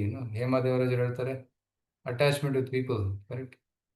So ಯಾವ ವ್ಯಕ್ತಿಗೆ ನೀವು ಆಸಕ್ತರಾಗಿದ್ದೀರಿ? ಇಲ್ಲಿ ಚಿತ್ರಕೇತು ರಾಜ ಮಗನಲ್ಲಿ ಆಸಕ್ತಿಯನ್ನು ಬೆಳೆಸ್ಕೊಂಡಿದ್ದ, ಆ ಮಗ ಸತ್ತ ಮೇಲೆ ದುಃಖವನ್ನು ಕೊಟ್ಟ. ಸೊ ಯಾರ ಜನರಿಗೆ ನೀವು ಆಸಕ್ತರಾಗಿದ್ದೀರಿ, ಜನರಿಗೆ ಆಸಕ್ತರಾಗಿದ್ದೀರಿ, ಅವರೆಲ್ಲರೂ ನಿಮಗೆ ಸುಖ ಕೊಡ್ತಾರೆ, ಅವರೇ ದುಃಖ ಕೊಡ್ತಾರೆ. ಯಾರು ಹೆಚ್ಚು ಸುಖವನ್ನ ಕೊಡ್ತಾರೆ, ಅವರೇ ಹೆಚ್ಚು ದುಃಖವನ್ನು ಕೂಡ ಕೊಡ್ತಾರೆ. Right. But if you attach to Krishna, ನಾವು ದೇವರ ಜೊತೆ ಅಟ್ಯಾಚ್ ಆಗಿಬಿಟ್ರೆ, ಕೃಷ್ಣನ ಜೊತೆ ಅಟ್ಯಾಚ್ ಆಗಿಬಿಟ್ರೆ, ಕೃಷ್ಣ ಗ್ಯಾರಂಟೀಸ್ ನಮಗೆ ಯಾವಾಗಲೂ ಸುಖವನ್ನೇ ಕೊಡ್ತಾನೆ ಅಂತ. ದುಃಖ ಕೊಟ್ಟರು ಕೂಡ ಅದು ನಮಗೆ ಒಳ್ಳೆಯದು. ರೈಟ್. ಒಂದು ವೇಳೆ ಕೃಷ್ಣ ನಮಗೆ ದುಃಖ ಕೊಟ್ಟರೆ ಅದು ನಮಗೆ ಒಳ್ಳೆಯದು, ಅದೇ ಸುಖ. ರೈಟ್. ತುಮಾರ ಸೇವಾಯ ದುಃಖ ಹೋಯೇ ಏತೋ ಸೈತೋ ಪರಮ ಸುಖ. ಕೃಷ್ಣನ ಸೇವೆಯಲ್ಲಿ ಉಂಟಾಗುವ ದುಃಖವೇ ಪರಮ ಸುಖ, ಯಾಕಂದರೆ ಅದು ನನ್ನ ಶುದ್ಧೀಕರಣಕ್ಕಾಗಿರ್ತದೆ. So Krishna never cheats us. So ಅದಕ್ಕೆ we should serve Krishna. Okay. ಎಲ್ಲ ಶೋಕ ಉಂಟು ಮಾಡಬಹುದು ಅಂತ. ಯಾವುದೇ ವಸ್ತು ತಗೊಳ್ಳಿ, ನಿಮಗೆ ಯಾವ ವಸ್ತು ಸುಖ ಕೊಡ್ತಾ ಇದೆ ಅದು ಶೋಕ ಕೂಡ ಕೊಡುತ್ತೆ, except Krishna. Right. So be attach to Krishna. Krishna never cheats. ಕೃಷ್ಣನ ಜೊತೆ ಪ್ರೀತಿ ಮಾಡಿ. Girl friend boy friend business ಮಾಡೋದು ಬದಲು ಕೃಷ್ಣನ ಜೊತೆ ಪ್ರೀತಿ ಮಾಡಿ. So Krishna will never cheat, ಎಂದು ಮೋಸ ಮಾಡೋದಿಲ್ಲ. ಕೆಲವು ಬಿಸ್ನೆಸ್ ಪಾರ್ಟ್ನರ್ಸ್ ಒಳ್ಳೆ ಪ್ರಾಮಿಸ್ ಮಾಡ್ತಾರೆ, ಇನ್ವೆಸ್ಟ್ ಮಾಡಿ ಇಷ್ಟು ಪ್ರಾಫಿಟ್ ಕೊಡ್ತೀವಿ, ಅಷ್ಟು ಪ್ರಾಫಿಟ್ ಕೊಡ್ತೀವಿ, ಯಾರು ಕೊಡದೆ ಅಷ್ಟು ಕೊಡ್ತೀವಿ ಅಂತ. ಬಟ್ ಕೆಲವು ಅವರೇ ಚೀಟ್ ಮಾಡ್ತಾರೆ. ರೈಟ್. ಇನಿಷಿಯಲಿ ಪ್ರಾಫಿಟ್ ಬರ್ತಾ ಇರುತ್ತೆ. ಒಬ್ಬ ವ್ಯಕ್ತಿ ಇದ್ದ ನಮ್ಮ ಸ್ಟೂಡೆಂಟೇ. ಸೊ ಎಲ್ಲೋ ಹೆಚ್ಚು ಪ್ರಾಫಿಟ್ ಬರ್ತದೆ ಇನ್ವೆಸ್ಟ್ ಮಾಡ್ದ, ಬಂತು ಪ್ರಾಫಿಟ್. ರೈಟ್. ಸೊ ಒಂದು ಸ್ವಲ್ಪ ದುಡ್ಡು ಹಾಕಿದ್ದ, ಅದು ಡಬಲ್ ಆಗಿ ಬಂತು. ಇನ್ನೊಂದು ಸ್ವಲ್ಪ ಹಾಕಿದ, ಅದು ಮತ್ತೆ ಬಂತು, ಡಬಲ್ ಆಗಿ ಬಂತು. ಇನ್ನು ಹೆಚ್ಚು ದುಡ್ಡು ಹಾಕಿಬಿಟ್ರೆ ಅದು ಕಳ್ಕೊಬಿಟ್ಟ. ರೈಟ್. ಸುಖ ದುಃಖ, ಡಿಪ್ರೆಷನ್ ಹೋಗ್ಬಿಟ್ರು. ಸೊ ಎಲ್ಲಿ ಕ್ವಿಕ್ ಮನಿ ಬರುತ್ತೆ ಅಲ್ಲಿ ಕ್ವಿಕ್ ಲಾಸು ಆಗುತ್ತೆ. ರೈಟ್. ಎಲ್ಲಿ ಈಸಿ ಮನಿ ಬರುತ್ತೆ ಅಲ್ಲಿ ಈಸಿ ಲಾಸ್ ಕೂಡ ಆಗುತ್ತೆ. ಶ್ರಮಪಟ್ಟು ದುಡಿದಂತಹ ದುಡ್ಡೇ ನಿಮ್ಮ ದುಡ್ಡು. ಯಾವುದು ಸರಳವಾಗಿ ದುಡ್ಡು ಬರುತ್ತೆ ಅದು ನಿಮ್ಮ ದುಡ್ಡಲ್ಲ, ಅದು ಕಳ್ಕೊಂಡು ಬಿಡ್ತೀರಾ. It goes away. ಮೋಸದಿಂದ ವಂಚನೆಯಿಂದ ಗಳಿಸಿದಂತಹ ದುಡ್ಡು ನಮ್ಮ ದುಡ್ಡು ಅಲ್ಲವೇ ಅಲ್ಲ. ಯಾಕೆಂದ್ರೆ ಅದು ಬೇರೆಯವ್ರಿಗೆ ಹೋಗಿ ಹೋಗುತ್ತೆ. ರೈಟ್, ಯಾರಿಗೆ ಅದು ತಕ್ಕಬೇಕು ಅಲ್ಲಿಗೆ ಹೋಗಿ ಹೋಗುತ್ತೆ. ಮತ್ತೆ ಮೋಸದಿಂದ ಗಳಿಸಿದಂತಹ ದುಡ್ಡು ದುಃಖವೇ ಕೊಡುತ್ತೆ. ಇನಿಷಿಯಲಿ ಅಂತ ಮೋಸದಿಂದ ದುಡ್ಡು ಸಂಪಾದನೆ ಮಾಡಿ, ಕರಪ್ಷನ್ ದುಡ್ಡು ಸಂಪಾದನೆ ಮಾಡಿ ಅವ್ರು ಒಳ್ಳೆ ಕಾರು ಬಂಗ್ಲೆ ಎಲ್ಲ ಮಾಡ್ಕೋಬಹುದು. ಸೊ ಅದೇ ಇನ್ಕಮ್ ಟ್ಯಾಕ್ಸ್ ರೇಡ್ ಮಾಡಿದ್ರೆ, ಇಡಿಯಿಂದ ರೇಡ್ ಆಗ್ಬಿಟ್ರೆ ಎಲ್ಲ ಹೆಸರು ಜೊತೆ ಎಲ್ಲ ಕಳ್ಕೊಂಡ್ಬಿಡ್ತಾರೆ, ಜೈಲಿಗೆ ಹೋಗ್ತಾರೆ. ರೈಟ್. ಸೊ ಅದಕ್ಕಾಗಿ ನಾವು ನೈತಿಕವಾಗಿ ಜೀವನ ನಡೆಸಬೇಕು. ಕರುಣ ಅವ್ರು ಹೇಳ್ತಾರೆ ಎಕ್ಸ್ಪೆಕ್ಟೇಷನ್ಸ್. ರೈಟ್, ಎಕ್ಸ್ಪೆಕ್ಟೇಷನ್ಸ್ ಇನ್ನೊಬ್ಬರಿಂದ ಎಷ್ಟು ಎಕ್ಸ್ಪೆಕ್ಟೇಷನ್ಸ್ ಇಟ್ಕೊಂತೀವಿ ಅಷ್ಟು ದುಃಖ ಆಗುತ್ತೆ. ಯಾಕಂದ್ರೆ ಬೇರೆಯವರು ನಮ್ಮ ಎಕ್ಸ್ಪೆಕ್ಟೇಷನ್ಸ್ ಫುಲ್ಫಿಲ್ ಮಾಡ್ಲಿಕ್ಕಿಲ್ಲ. ಕೆಲವೊಮ್ಮೆ ಮಾಡ್ಬೋದು, ಹೆಚ್ಚು ಸಲ ಮಾಡ್ಲಿಕ್ಕಿಲ್ಲ. ಸೊ ಅದಕ್ಕೋಸ್ಕರ ರೀಸನಬಲ್ ಎಕ್ಸ್ಪೆಕ್ಟೇಷನ್ಸ್ ಇರಬಾರ್ದು ಅಂತಲ್ಲ, ರೀಸನಬಲ್ ಆಗಿ ಎಕ್ಸ್ಪೆಕ್ಟೇಷನ್ಸ್ ನಾವು ಇಟ್ಕೋಬೇಕು. ಓಕೆ. ಸೊ ಚಿತ್ರಕೇತು ಮಹಾರಾಜ್ ಹೇಳ್ತಾ ಇದ್ದಾನೆ, ಶೋಕ ಪಡ್ತಾ ಇದ್ದಾನೆ. ಸೊ ತಾಯಿ ಅವಳು ತುಂಬಾ ದುಃಖದಲ್ಲಿದ್ದು, ಕೂದಲೆಲ್ಲ ಲೂಸ್ ಆಯ್ತು. ಸೊ ಅಳ್ತಾ ಇದ್ದು. ಆ ಸಮಯದಲ್ಲಿ ಇವ್ರಿಗೂ ಅಳ್ತಾ ಇದ್ದಾರೆ. ಈ ಸಮಯದಲ್ಲಿ ಇವರು ದೇವರಿಗೆ ಬೇಗ ಸ್ಟಾರ್ಟ್ ಮಾಡ್ತಾರೆ. ಎಂಥ ವಿಧಿ ನೀನು, ಹೇ ದೇವರೇ, ಎಂಥ ವಿಧಿ, ಎಂಥ ನಿಯಮ ನಿಂದು. ತಂದೆ ತಾಯಿ ಮುಂದೆ ಮಕ್ಕಳನ್ನ ತಗೊಂಡ್ಬಿಟ್ಟಿದ್ಯಾ, ಮಗನನ್ನ ಕೊಂದು ಬಿಟ್ಟಿದ್ಯಾ. ನೀನು ನ್ಯಾಯ ಕೊಟ್ಟಿಲ್ಲ. ತಂದೆ ತಾಯಿ ಇರುವಾಗ, ವರಿಷ್ಠರಿರುವಾಗ ಮಗು ಹೇಗೆ ಸಾಯಕ್ಕೆ ಸಾಧ್ಯ? ಅಷ್ಟು ತಂದೆ ತಾಯಿ ಹೋಗ್ಬೇಕು, ನಂತರ ಮಗು ಹೋಗ್ಬೇಕು. ಆದರೆ ಇಲ್ಲಿ ಉಲ್ಟಾ ಆಗ್ಬಿಟ್ಟಿದೆ. ಸೊ ಮೋಸ್ಟ್ಲಿ ಏನೋ ತಪ್ಪಾಗಿದೆ ನಿನ್ನಿಂದ. ಸೊ ವಿಧಿಗೆ ದೋಷವನ್ನ ತೋರಿಸ್ತಾ ಇದ್ದಾರೆ. ರೈಟ್. ಸೊ ಈ ರೀತಿ ತಾವು ನೋಡಿರ್ಬೋದು. ಸೊ ಯಾರಾದ್ರೂ ಅಂತಿಮ ಸಂಸ್ಕಾರ ಕಾರ್ಯಕ್ರಮ ಅಟೆಂಡ್ ಆಗಿದ್ದೀರಾ? ಹಾ ಪ್ರಭು, ಅಟೆಂಡ್ ಆಗಿದೆ. ಆಗಿದಿರಲ್ಲ? ಅಲ್ಲಿ ಏನ್ ನಡೆಯುತ್ತೆ ಘಟನೆಗಳು, ಏನೇನ್ ಮಾತಾಡ್ತಾರೆ ಜನ? ಅಯ್ಯೋ, ಇವ್ನ್ ಮಾಡಿದ್ದು ಒಂದೊಂದು ಕೆಟ್ಟವನಾಗಿದೆ ಬೈಕೊಂತಾರೆ. ಇವ್ನ್ ಮಾಡಿದ್ದು ಅನುಭವಿಸ್ತಾನೆ, ಅದಕ್ಕೆ ಈ ಸ್ಥಿತಿ ಬಂದಿದೆ ಅಂತಾರೆ. ಒಬ್ರು ಇನ್ನೊಂದ್ ಸ್ವಲ್ಪ ಇವ್ನ್ ಪಾಪ ಚೆನ್ನಾಗಿ ಇನ್ನೊಂದ್ ಸ್ವಲ್ಪ ದಿನ ಇರ್ಬೇಕಾಗಿತ್ತು ನೋಡಿ, ಸಣ್ಣ ಮಕ್ಕಳನ್ನೆಲ್ಲ ಬಿಟ್ಟು ಹೋಗ್ಬಿಟ್ರು ಅಂತ ಒಂದ್ಸತಿ ಅನ್ಕೊಂತಾರೆ. ಅವ್ನ್ ಮಾಡಿರೋದು ಪಾಪ ಅನುಭವಿಸ್ತಾನೆ ಅಂತ ಒಬ್ಬೊಬ್ರು ಆ ಮನುಷ್ಯನ ವ್ಯಕ್ತಿತ್ವ ನೋಡಿ ಒಬ್ಬೊಬ್ರು ಒಂದೊಂದ್ ತರ ಮಾತಾಡ್ಕೊಂತಾರೆ. ಸೊ ಸೊ ಈ ರೀತಿ ಜನ ಮಾತಾಡ್ಕೊಂತಾರೆ. ಸೊ ಮತ್ತೆ ಕೆಲವರು ದೇವರಿಗೂ ಕೂಡ ಕಂಪ್ಲೇಂಟ್ ಮಾಡ್ತಾರೆ. ದೇವರೇ, ಎಷ್ಟು ಒಳ್ಳೆಯವನಾಗಿದೆ, ಯಾಕಪ್ಪ ತಗೊಂಡೆ ನೀನು? ಇನ್ನು ಚಿಕ್ಕ ಮಗು, ಯಾಕಪ್ಪ ತಗೊಂಡ್ಬಿಟ್ಟೆ ನೀನು? ಇನ್ನೂ ಸ್ವಲ್ಪ ಜೀವನ ಮಾಡಬೇಕಿತ್ತು, ಜಗತ್ತನ್ನು ನೋಡ್ಬೇಕಿತ್ತು, ಸುಖವನ್ನು ಅನುಭವಿಸ್ಬೇಕಿತ್ತು, ಬೇಗನೆ ತಗೊಂಡ್ಬಿಟ್ಟಿದೀಯಾ ಅಂತ ದೇವರಿಗೆ ಕೆಲವರು ಶಾಪ ಇಡ್ತಾರೆ. ಸೊ ಅದು ತಪ್ಪು. ಆಕ್ಚುಲಿ ನಮ್ಮ ಹುಟ್ಟು, ಸಾವು, ಸುಖ, ದುಃಖಗಳು ನಮ್ಮ ಕರ್ಮದಂತೆ ನಿಗದಿತವಾಗಿವೆ. ದೇವರು ಇದಕ್ಕೆ ಹೊಣೆಗಾರನಲ್ಲ. ನಮ್ಮ ಕಷ್ಟ ಸುಖಗಳಿಗೆ ನಾವೇ ಹೊಣೆಗಾರರು. ರೈಟ್. ಸೊ ನಮ್ಮ ಜೀವನ ಎಷ್ಟಿದೆ, ನಾವು ಈ ಜೀವನದಲ್ಲಿ ಎಷ್ಟು ಉಸಿರಾಡ್ತೇವೆ, ಎಷ್ಟು ಬಾರಿ ಉಸಿರು ತಗೊಂತೇವೆ, ಅದು ಫಿಕ್ಸ್ ಆಗಿದೆ. ರೈಟ್. ಅದಕ್ಕೆ ಯೋಗಿಗಳು ಉಸಿರಾಟವನ್ನು ನಿಯಂತ್ರಿಸಿ, ಉಸಿರಾಟವನ್ನ ಏನಂತಾರೆ, ಸ್ಲೋ ಮಾಡಿ ಅವರು ತಮ್ಮ ಜೀವನವನ್ನ ಇನ್ನಿಷ್ಟು ಎಕ್ಸ್ಟೆಂಡ್ ಮಾಡ್ತಾರೆ. ಲಿವ್ ಫಾರ್ ಲಾಂಗ್ ಟೈಮ್, ಹೆಚ್ಚು ಸಮಯ ಅವರು ಬಾಳ್ತಾರೆ. ಸೊ ಅದೇ ರೀತಿ ಯಾವ ರೀತಿ ನಮ್ಮ ಈ ಒಂದು ಜನ್ಮ ಮತ್ತೆ ಮೃತ್ಯು ಖಚಿತವಾಗಿದೆ, ಅದೇ ರೀತಿ ಮಧ್ಯದಲ್ಲಿರುವಂತಹ ಸುಖ ದುಃಖಗಳು ಕೂಡ ನಿಗದಿತವಾಗಿವೆ. ದೇವರು ಅದನ್ನು ನಿಗದಿಪಡಿಸಿದ್ದಾನೆ. ಸೊ ಅಷ್ಟೇ ಸುಖ ದುಃಖ ನಮಗೆ ಬರ್ತದೆ. ಸೊ ಅದಕ್ಕೆ ನಮ್ಮ ಸುಖ ದುಃಖಗಳಿಗೆ ನಾವೇ ಜವಾಬ್ದಾರರು. ದೇವರಿಗೆ ದೋಷ ತೋರಿಸಕ್ಕಾಗೋದಿಲ್ಲ. ದೇವರು ದೋಷಿ ಅಲ್ಲ, ನಾವೇ ಅದಕ್ಕೆ ಕಾರಣರು. ಸೊ ಈ ರೀತಿ ಚಿತ್ರಕೇತುವಿನ ಮಗ, ಆಕ್ಚುಲಿ ಚಿತ್ರಕೇತುವಿನ ಏನಂತಾರೆ, ಕರ್ಮದಲ್ಲಿ, ಹಣೆಬರಹದಲ್ಲಿ ಮಕ್ಕಳ ಭಾಗ್ಯ ಇರಲಿಲ್ಲ. ಅದು ಋಷಿಗಳಿಗೆ ಗೊತ್ತಿತ್ತು. ಯಾರಿಗೆ ಗೊತ್ತಿತ್ತು? ಅಂಗಿರ ಮುನಿಗಳಿಗೆ ಗೊತ್ತಿತ್ತು, ಇವನಿಗೆ ಪುತ್ರ ಭಾಗ್ಯ ಇಲ್ಲ. ಸೊ ಆದರೂ ಚಿತ್ರಕೇತು ಮಹಾರಾಜ್ ತುಂಬಾ ಇಚ್ಛೆ ಪಡ್ತಿದ್ದೆ. ಆಯ್ತು, ಅದಕ್ಕೆ ಅಂಗಿರ ಮುನಿಗಳು ತಮ್ಮ ಶಕ್ತಿಯಿಂದ ಅವರಿಗೆ ಮಕ್ಕಳನ್ನ ಕೊಟ್ಟರು, ಒಂದು ಮಗುವನ್ನ ಕೊಟ್ಟರು. ಅದು ಸ್ವಲ್ಪ ದಿನಕ್ಕೋಸ್ಕರ ಮಾತ್ರ. ಪುತ್ರ ಸ್ನೇಹ, ಪುತ್ರ ಪ್ರೇಮ ಅನುಭವ ಆಗ್ಲಿ ಅಂತ, ಮತ್ತೆ ದುಃಖ ಕೂಡ ಅನುಭವ ಆಗ್ಲಿ ಅಂತ. ಸೊ ಆ ಒಂದು ಮಗನನ್ನು ಕೊಟ್ಟು ಈಗ ಶೋಕ ಪಡ್ತಾ ಇದ್ದಾನೆ. ಸೊ ಮಕ್ಕಳು ಇಲ್ಲದೆ ಇರೋವನಿಗೆ ಮಗುವನ್ನು ಕೊಟ್ಟರು, ಭಾಗ್ಯ ಇಲ್ಲದೆ ಇರೋವನಿಗೆ ಮಗುವನ್ನು ಕೊಟ್ಟು ಅದನ್ನು ಮತ್ತೆ ತಗೊಂಡ್ಬಿಟ್ರು. ಸೊ ಈಗ ಪತಿ ಪತ್ನಿ ಇವ್ರಿಗೂ ಶೋಕ ಪಡ್ತಾ ಇದ್ದಾರೆ, ಕಷ್ಟ ಪಡ್ತಾ ಇದ್ದಾರೆ. ಆಗ ತಾಯಿ ಇಬ್ರು, ತಂದೆ ಇಬ್ರು ಅಳ್ತಾ ಇದ್ದಾರೆ. ಆ ಸಮಯದಲ್ಲಿ ಏನಾಯ್ತು ಅಂದ್ರೆ ಅಲ್ಲಿ ಋಷಿಗಳು ಬರ್ತಾರೆ, ಅಂಗಿರ ಮುನಿಗಳು ಮತ್ತೆ ಬರ್ತಾರೆ, ರೈಟ್. ಸೊ ಗುರುಗಳು ತಮ್ಮ ಶಿಷ್ಯನನ್ನ ತ್ಯಾಗ ಮಾಡುವುದಿಲ್ಲ. ಸೊ ಗುರುಗಳು ನಮ್ಮ ಜೀವನದಲ್ಲಿ ಗುರುವಿನ ಒಂದು ರೋಲ್ ಏನಿದೆ ಅದು ತುಂಬಾ ಮುಖ್ಯವಾದದ್ದು, ವೆರಿ ವೆರಿ ಇಂಪಾರ್ಟೆಂಟ್. ಸೊ ಗುರುವಿಲ್ಲದೆ ನಾವು ಆಧ್ಯಾತ್ಮಿಕ ಜೀವನದಲ್ಲಿ ಪ್ರಗತಿ ಮಾಡಲು ಸಾಧ್ಯವೇ ಇಲ್ಲ. ಒಬ್ಬ ವೈಯಕ್ತಿಕವಾದ ಗುರು ಬೇಕೇ ಬೇಕು. ನಮ್ಮನ್ನ ಕೈ ಹಿಡಿದು ಕೃಷ್ಣನ ಹತ್ರ ಕರ್ಕೊಂಡು ಹೋಗುವ ಗುರುಗಳು ಬೇಕೇ ಬೇಕು. ಇಲ್ಲಾಂದ್ರೆ ನಾವು ಆಧ್ಯಾತ್ಮಿಕ ಜೀವನದಲ್ಲಿ ಪ್ರಗತಿ ಮಾಡಲು ಸಾಧ್ಯವಿಲ್ಲ. ಕೃಷ್ಣ ಕೂಡ ಗುರುವನ್ನು ಸ್ವೀಕರಿಸಿದ, ಸಾಂದೀಪನಿ ಮುನಿ. ರಾಮಚಂದ್ರರು ಕೂಡ ವಿಶ್ವಾಮಿತ್ರ ಮುನಿಗಳನ್ನು ಗುರುವಾಗಿ ಸ್ವೀಕರಿಸಿದರು, ರೈಟ್. ಚೈತನ್ಯ ಮಹಾಪ್ರಭುಗಳು ಕೂಡ ಈಶ್ವರಪುರಿಯನ್ನು ಗುರುವಾಗಿ ಸ್ವೀಕರಿಸಿದರು. ಶೀಲ ಪ್ರಭುಪಾದರು ಕೂಡ ಶುದ್ಧ ಭಕ್ತರ ಮನೆಯಲ್ಲಿ ಹುಟ್ಟಿದವರು, ರೈಟ್. ಶೀಲ ಪ್ರಭುಪಾದರ ತಂದೆ ಗೌರ್ ಮೋಹನ್ ದೇ ಶುದ್ಧ ಭಕ್ತರು, ರೈಟ್. ಚೈತನ್ಯ ಚರಿತಾಮೃತ, ಚೈತನ್ಯ ಲೀಲೆ, ಹರಿಕೃಷ್ಣ ಜಪ ಎಲ್ಲ ಮಾಡ್ತಾ ಇದ್ರು, ಸಾಧುಗಳ ಸೇವೆ ಮಾಡ್ತಾ ಇದ್ರು. ಆದ್ರೆ ಅವರ ಮನೆ ಅಂತ ಮನೆತನದಲ್ಲಿ ಹುಟ್ಟಿದ್ರು ಕೂಡ ಅವರು ಗುರುವನ್ನ ಸ್ವೀಕರಿಸ್ತಾರೆ, ಭಕ್ತಿ ಸಿದ್ಧಾಂತ ಸರಸ್ವತಿ ಠಾಕೂರ್, ರೈಟ್. ಭಕ್ತಿ ಸಿದ್ಧಾಂತ ಸರಸ್ವತಿ ಠಾಕೂರರ ತಂದೆ ಭಕ್ತಿವಿನೋದ್ ಠಾಕೂರ್, ಅವರು ಕೂಡ ಶುದ್ಧ ಭಕ್ತರು. ಆದ್ರೆ ಭಕ್ತಿ ಸಿದ್ಧಾಂತ ಸರಸ್ವತಿ ಠಾಕೂರ್ ಗೌರ್ ಕಿಶೋರ್ ದಾಸ್ ಬಾಬಾಜಿ ಮಹಾರಾಜರಿಂದ ದೀಕ್ಷೆಯನ್ನು ತಗೊಂಡ್ರು, ರೈಟ್. ಅವ್ರ ತಂದೆಯಿಂದ ತಗೋಬೋದಿತ್ತು, ಆದ್ರೆ ತಂದೆನೇ ಹೇಳ್ತಾರೆ ನೀನು ಅವರಿಂದ ದೀಕ್ಷೆ ತಗೋ ಅಂತ. ಅವ್ರು ಹೋಗಿ ಅವ್ರ ತಂದೆಯಿಂದ ಅಂದ್ರೆ ಗೌರ್ ಕಿಶೋರ್ ದಾಸ್ ಬಾಬಾಜಿ ಮಹಾರಾಜರಿಂದ ದೀಕ್ಷೆ ತಗೊಂತಾರೆ. ಸೊ ಈ ರೀತಿ ನಮ್ಮ ಜೀವನದಲ್ಲಿ ನೋಡ್ತೀವಿ ಗುರುವಿನ ಅವಶ್ಯಕತೆ ತುಂಬಾ ಇದೆ. We should have A spiritual master. So ಇಲ್ಲಿ ಚಿತ್ರಕೇತು ಮಹಾರಾಜರ ಒಂದು ಸೌಭಾಗ್ಯ ಏನಂದ್ರೆ ಅಂಗಿರ ಮುನಿಯಂತಹ ಗುರುಗಳು ಅವ್ರ ಮೇಲೆ ಅನುಗ್ರಹ ಇಟ್ಟಿದ್ರು, ಅವರಿಗೆ ಮಾರ್ಗದರ್ಶನ ಕೊಡ್ತಾ ಇದ್ರು. ಈಗ ಅಂಗಿರ ಮುನಿಗಳು ಏನ್ ಮಾಡ್ತಾರೆ, ಅವರ ಜೊತೆ ಮಹಾಪ್ರಚಾರಕರಾದಂತಹ ನಾರದ ಮುನಿಗಳನ್ನ ಕರ್ಕೊಂಡ್ ಬರ್ತಾರೆ. ಇಲ್ಲಿ ನೋಡಿ, ನಾರದ ಮುನಿಗಳು ಬರ್ತಾರೆ. ಸೊ ಅಂಗಿರ ಮುನಿಗಳು ಚಿತ್ರಕೇತು ಮಹಾರಾಜನ ರೆಸ್ಪಾನ್ಸಿಬಿಲಿಟಿ ತಗೊಂಡಿದ್ದಾರೆ ನೋಡಿ.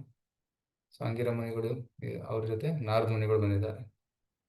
ಸೊ ಅಂಗಿರ ಮುನಿ ಮತ್ತೆ ನಾರದ ಮುನಿ ಇಬ್ರು ಸೇರ್ಕೊಂಡು ಚಿತ್ರಕೇತುವನ್ನ ಉದ್ಧಾರ ಮಾಡ್ತಾರೆ. ಅದಕ್ಕೆ ವೈಯಕ್ತಿಕವಾದ ಗುರುವಿನ ಅವಶ್ಯಕತೆ ನಮ್ಮ ಜೀವನದಲ್ಲಿದೆ. ಇಸ್ಕಾನ್ ಅಲ್ಲಿ ಕೂಡ ಶೀಲ ಪ್ರಭುಪಾದರು ನಮ್ಮ ಸಂಸ್ಥಾಪಕ ಆಚಾರ್ಯರು, ರೈಟ್. ಇಸ್ಕಾನಿನಲ್ಲಿರುವಂತಹ ಎಲ್ಲಾ ಭಕ್ತರಿಗೆ ಶೀಲ ಪ್ರಭುಪಾದರು ಶಿಕ್ಷಾ ಗುರುಗಳು. ಅವರು ಕೊಟ್ಟಂತಹ ಗ್ರಂಥವನ್ನ ನಾವು ಓದ್ತೀವಿ, ಅವರು ಕೊಟ್ಟಂತಹ ಪ್ರವಚನಗಳನ್ನ ನಾವು ಕೇಳ್ತೀವಿ, ಅವರು ಮಾಡಿದಂತಹ ಗೀತಾ, ಭಾಗವತ, ಚೈತನ್ಯ ಚರಿತಾಮೃತ ಅನುವಾದವನ್ನು ನಾವು ಓದ್ತೀವಿ. That's the basis. Books are the basis for all the preaching movement. And ಶೀಲ ಪ್ರಭುಪಾದರು ಸಂಸ್ಥಾಪಕ ಆಚಾರ್ಯರು, ಅವರು ಪ್ರಚಾರವನ್ನು ಮಾಡಿ ಸಾವಿರಾರು ಶಿಷ್ಯರನ್ನು ಮಾಡಿದ್ದಾರೆ. ಆ ಸಾವಿರಾರು ಶಿಷ್ಯರಲ್ಲಿ ಯೋಗ್ಯರಾದವರು ಈಗ ಗುರುಗಳಾಗಿದ್ದಾರೆ. ಅವರಿಂದ ನಾವು ಮಾರ್ಗದರ್ಶನ ತಗೊಂತಿದ್ದೇವೆ. ಅವರ ಶಿಷ್ಯರು ಕೂಡ ಈಗ ಪ್ರಚಾರ ಮಾಡ್ತಾ ಇದ್ದಾರೆ, ರೈಟ್. ಈ ರೀತಿ ಗುರು ಪರಂಪರೆ ಕಂಟಿನ್ಯೂ ಆಗ್ತಾ ಹೋಗುತ್ತೆ. ಸೊ ದಿಸ್ ಇಸ್ ಹೌ ಕೋಟಿ ಕೋಟಿ ವರ್ಷಗಳಿಂದ ಸೃಷ್ಟಿಯ ಪ್ರಾರಂಭದಿಂದಲೂ ಈ ಗುರು ಶಿಷ್ಯ ಸಂಪ್ರದಾಯ, ಈ ದೀಕ್ಷಾ ಪರಂಪರೆ ಅದು ನಡೀತಾ ಇದೆ. ಇದು ಕಂಟಿನ್ಯೂ ಆಗುತ್ತೆ. ಇನ್ನು ಹಲವಾರು ಸೃಷ್ಟಿ ಇರೋವರೆಗೂ ಈ ಗುರು ಶಿಷ್ಯ ಸಂಪ್ರದಾಯ ಕಂಟಿನ್ಯೂ ಆಗ್ತಾ ಹೋಗುತ್ತೆ. ಸೊ ಈ ರೀತಿ ಶೀಲ ಪ್ರಭುಪಾದರು ಕೊಟ್ಟಂತಹ ಒಂದು ಪ್ರಣಾಳಿ. ಸೊ ಯಾವುದು ಪುರಾತನವಾದಂತಹ ಯೋಗ ಪ್ರೋಕ್ತ ಪುರಾತನ, ಈ ಪುರಾತನವಾದಂತಹ ಸಂಪ್ರದಾಯ ಮುಂದೆ ಕಂಟಿನ್ಯೂ ಆಗಲೇಬೇಕು, ಇದಾಗೆ ಆಗುತ್ತೆ. ಸೊ ಅಂಗಿರ ಮುನಿಗಳು ನಾರದ ಮುನಿಗಳನ್ನು ಕರ್ಕೊಂಡ್ ಬರ್ತಾರೆ. ನಾರದ ಮುನಿಗಳು ಇಲ್ಲಿ ಚಿತ್ರಕೇತು ಹೇಳ್ತಾರೆ, ಚಿತ್ರಕೇತು ಯಾಕೆ ಶೋಕ ಪಡ್ತಾ ಇದೆಯಾ? ನಿನ್ನ ಮಗ ಸತ್ತಿದ್ದಾನೆ ಅಂತ ಶೋಕ ಪಡ್ತಾ ಇದೆಯಾ? ಯೋಚನೆ ಮಾಡಬೇಡ, ಮಗುವನ್ನು ನಾನು ವಾಪಸ್ ತರ್ತೀನಿ.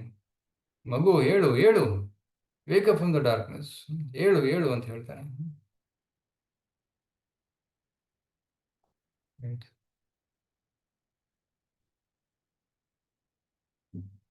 ಇಲ್ಲಿ ನೋಡಿ, ಮಗು ಎದ್ದು ಕೂತಿದೆ. ಎದ್ದು ಕೂತು ಮತ್ತೆ ಮಾತಾಡೋಕೆ ಸ್ಟಾರ್ಟ್ ಮಾಡುತ್ತೆ. ಆಕ್ಚುಲಿ ನಾರದ ಮುನಿಗಳು ಚಿತ್ರಕೇತು ಮಹಾರಾಜರಿಗೆ ಸಿದ್ಧಾಂತವನ್ನು ಹೇಳೋದಕ್ಕೆ ಪ್ರಯತ್ನ ಪಡ್ತಾರೆ. ಆದರೆ ಕೆಲವೊಮ್ಮೆ ಸಿದ್ಧಾಂತ, ತತ್ವಜ್ಞಾನ ಅರ್ಥ ಆಗೋದಿಲ್ಲ. ಯಾರ ಕಣ್ಣು ಭೋಗ ಐಶ್ವರ್ಯ ಪ್ರಸಕ್ತಾನಾಂತಯ ಅಭರ್ತ ಚೇತಸಾಂ ವ್ಯವಸಾಯಾತ್ಮಿಕ ಬುದ್ಧಿ ಸಮಾಧೋ ನ ವಿಧೀಯತೆ. ಯಾರ ಕಣ್ಣಲ್ಲಿ ಕೇವಲ ದುಡ್ಡು, ಭೋಗ, ಐಶ್ವರ್ಯ, ಸೊ ಸೆನ್ಸ್ ಎಂಜಾಯ್ಮೆಂಟ್, ಇಂದ್ರ ತೃಪ್ತಿ ಮತ್ತು ಐಶ್ವರ್ಯದ ಚಿಂತನೆಯ ಅವರ ಮನಸ್ಸಲ್ಲಿದೆ, ಅವರ ಕಣ್ಣಲ್ಲಿದೆ. ಅವರಿಗೆ ಸೂಕ್ಷ್ಮವಾದ ಆಧ್ಯಾತ್ಮಿಕ ತತ್ವಗಳು ಅರ್ಥವಾಗುವುದಿಲ್ಲ. ಯಾಕಂದ್ರೆ blinded by greed, blinded by lust, ಕಾಮಾಂಧ, ಕ್ರೋಧಾಂಧ. ಯಾವಾಗ ಕಾಮ ಕ್ರೋಧ ವಶದಲ್ಲಿ ಒಬ್ಬ ವ್ಯಕ್ತಿ ಬರ್ತಾನೆ, ಆಗ ನಿಜವಾದ ತತ್ವವನ್ನು ತಿಳಿದುಕೊಳ್ಳಲು ಸಾಧ್ಯವಿಲ್ಲ. ರೈಟ್, ಓದಿದ್ರು ಕೂಡ ಅದು ಅರ್ಥ ಆಗೋದಿಲ್ಲ. ಅಂತಹ ಒಂದು ಭಾವನೆಯಲ್ಲಿರ್ತಾರೆ ಅವರು. ಅದಕ್ಕೋಸ್ಕರ ಚಿತ್ರಕೇತು ಮಹಾರಾಜ ನಾರದ ಮುನಿಗಳ ಒಂದು ಉಪದೇಶವನ್ನ ಅರ್ಥ ಮಾಡ್ಕೊಳ್ಳೋದಕ್ಕೆ ಸಾಧ್ಯವಾಗಲಿಲ್ಲ.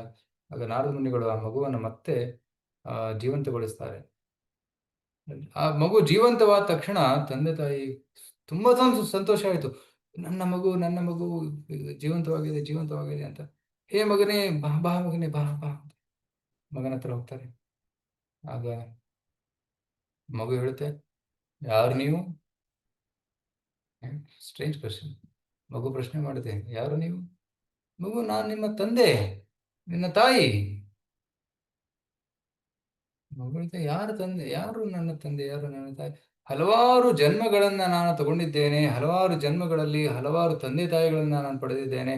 ಕೆಲವೊಮ್ಮೆ ಮೀನಿನ ಯೋನಿಯಲ್ಲಿ ಹುಟ್ಟಿದಾಗ ಮೀನು ತಂದೆ ತಾಯಿ ಇದ್ದರು, ಕೆಲವೊಮ್ಮೆ ಪಕ್ಷಿ ಯೋನಿಯಲ್ಲಿ ಹುಟ್ಟಿದಾಗ ಪಕ್ಷಿ ತಂದೆ ತಾಯಿಗಳಿದ್ರು, ಕೆಲವೊಮ್ಮೆ ಪ್ರಾಣಿಗಳ ಯೋನಿಯಲ್ಲಿ ಹುಟ್ಟಿದಾಗ ಪ್ರಾಣಿ ತಂದೆ ತಾಯಿಗಳಿದ್ರು, ಮನುಷ್ಯ ಕುಲದಲ್ಲಿ ಹುಟ್ಟಿದಾಗ ಮನುಷ್ಯರು ತಂದೆ ತಾಯಿಗಳಿದ್ರು. ನೀವು ಯಾವ ಜನ್ಮದ ತಂದೆ ತಾಯಿ ಅಂತ ಕೇಳ್ತಾರೆ. ರೈಟ್, ಯಾರು ಕೇಳ್ತಾರೆ? ಆ ಮಗು. ನೀವು ಯಾವ ಜನ್ಮದ ತಂದೆ ತಾಯಿ? ಈ ಮಾತನ್ನ ಕೇಳಿತ್ತು, ಈಗ ಆಶ್ಚರ್ಯವೇ ಆಯ್ತು. ಏನ್ ಮಗು, ನೀನ್ ನನ್ನ ಮಗ? ನೀನ್ ಜಸ್ಟ್ ತಾನೇ ನೀನ್ ಕಣ್ಣು ಮುಚ್ಚಿದೀಯಾ, ಸತ್ತೋಗಿದೀಯಾ, ಮತ್ತೆ ಜೀವಂತವಾಗಿದೆಯಾ, ಮರ್ತು ಬಿಟ್ಟಿಯಾ ನಮ್ಮನ್ನ? ಮಗು ಹೇಳುತ್ತೆ, ನಾವು ಹಲವಾರು ಜನ್ಮಗಳನ್ನು ತಗೊಂಡಿದ್ದೀವಿ, ಹಲವಾರು ಜನ್ಮಗಳನ್ನು ತಗೊಂಡು ಮತ್ತೆ ಸಾಯ್ತಾ ಇದ್ದೀವಿ, ಮತ್ತೆ ಹುಟ್ಟುತ್ತಾ ಇದೀವಿ, ಸಾಯ್ತಾ ಇದೀವಿ, ಹುಟ್ಟುತ್ತಾ ಇದೀವಿ. ಯಾವ ಜನ್ಮದಲ್ಲಿ ಏನಾಯ್ತು ಅಂತ ನನಗೆ ನೆನಪು, ಕೆಲವು ಜನ್ಮಗಳ ನೆನಪಿದೆ, ಆದರೆ ನೀವು ಯಾವ ಜನ್ಮದ ತಂದೆ ತಾಯಿ ಅಂತ ನನಗೆ ಗೊತ್ತಿಲ್ಲ ಅಂತ ಹೇಳ್ತಾರೆ. ಆಗ ಮಗು ಇನ್ನಿಷ್ಟು ಉನ್ನತವಾದ ಸಿದ್ಧಾಂತವನ್ನು ಹೇಳೋದಕ್ಕೆ ಕಂಟಿನ್ಯೂ ಮಾಡ್ತಾನೆ. ಮಗು ಹೇಳ್ತಾನೆ,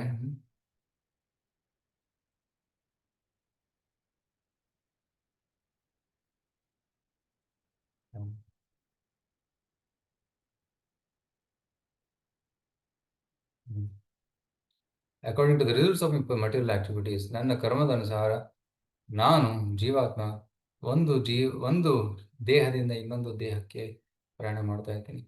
ಕೆಲವೊಮ್ಮೆ ದೇವತೆಗಳಲ್ಲಿ, ಕೆಲವೊಮ್ಮೆ ಪ್ರಾಣಿಗಳಲ್ಲಿ, ಕೆಲವೊಮ್ಮೆ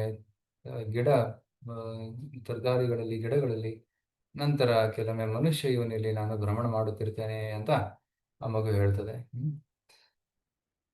ಸೊ ಇಲ್ಲಿ ನೋಡಿ ಹೇಗೆ ಒಬ್ಬ ವ್ಯಕ್ತಿ ಹುಟ್ಟುತ್ತಾನೆ, ದೊಡ್ಡವನಾಗ್ತಾನೆ, ಸಾಯ್ತಾನೆ. ರೈಟ್, ಇದು ಕೆಳಗಡೆ ನೋಡ್ತಾ ಇದ್ದೀರಾ. ರೈಟ್, ಕೆಲವೊಮ್ಮೆ ಜಲಚರ, ಕೆಲವೊಮ್ಮೆ ಏನಂತಾರೆ ಪ್ರಾಣಿ, ಪಕ್ಷಿ, ಮನುಷ್ಯ, ಈ ರೀತಿ ದೇಹ ಬದಲಾಯಿಸ್ತಾ ಇರ್ತಾನೆ. ಆಕ್ಚುಲಿ ಯಾರು ನನ್ನ ತಂದೆ ತಾಯಿ ಅಲ್ಲ. ನಾನು ಲಕ್ಷ ತಂದೆ ತಾಯಿಗಳನ್ನ ಪಡ್ಕೊಂಡಿದ್ದೇನೆ. ನಾನು ಹೇಗೆ ನಿಮ್ಮಿಬ್ಬರನ್ನ ತಂದೆ ತಾಯಿ ಒಪ್ಕೊಳ್ಳಿ, ಹೇಗೆ ಸ್ವೀಕರಿಸಲಿ? ಸೊ ನನಗೆ ಡೌಟ್ ಆಗ್ತಾ ಇದೆ, ನೀವು ನನ್ನ ತಂದೆ ತಾಯಿ ಅಲ್ಲ.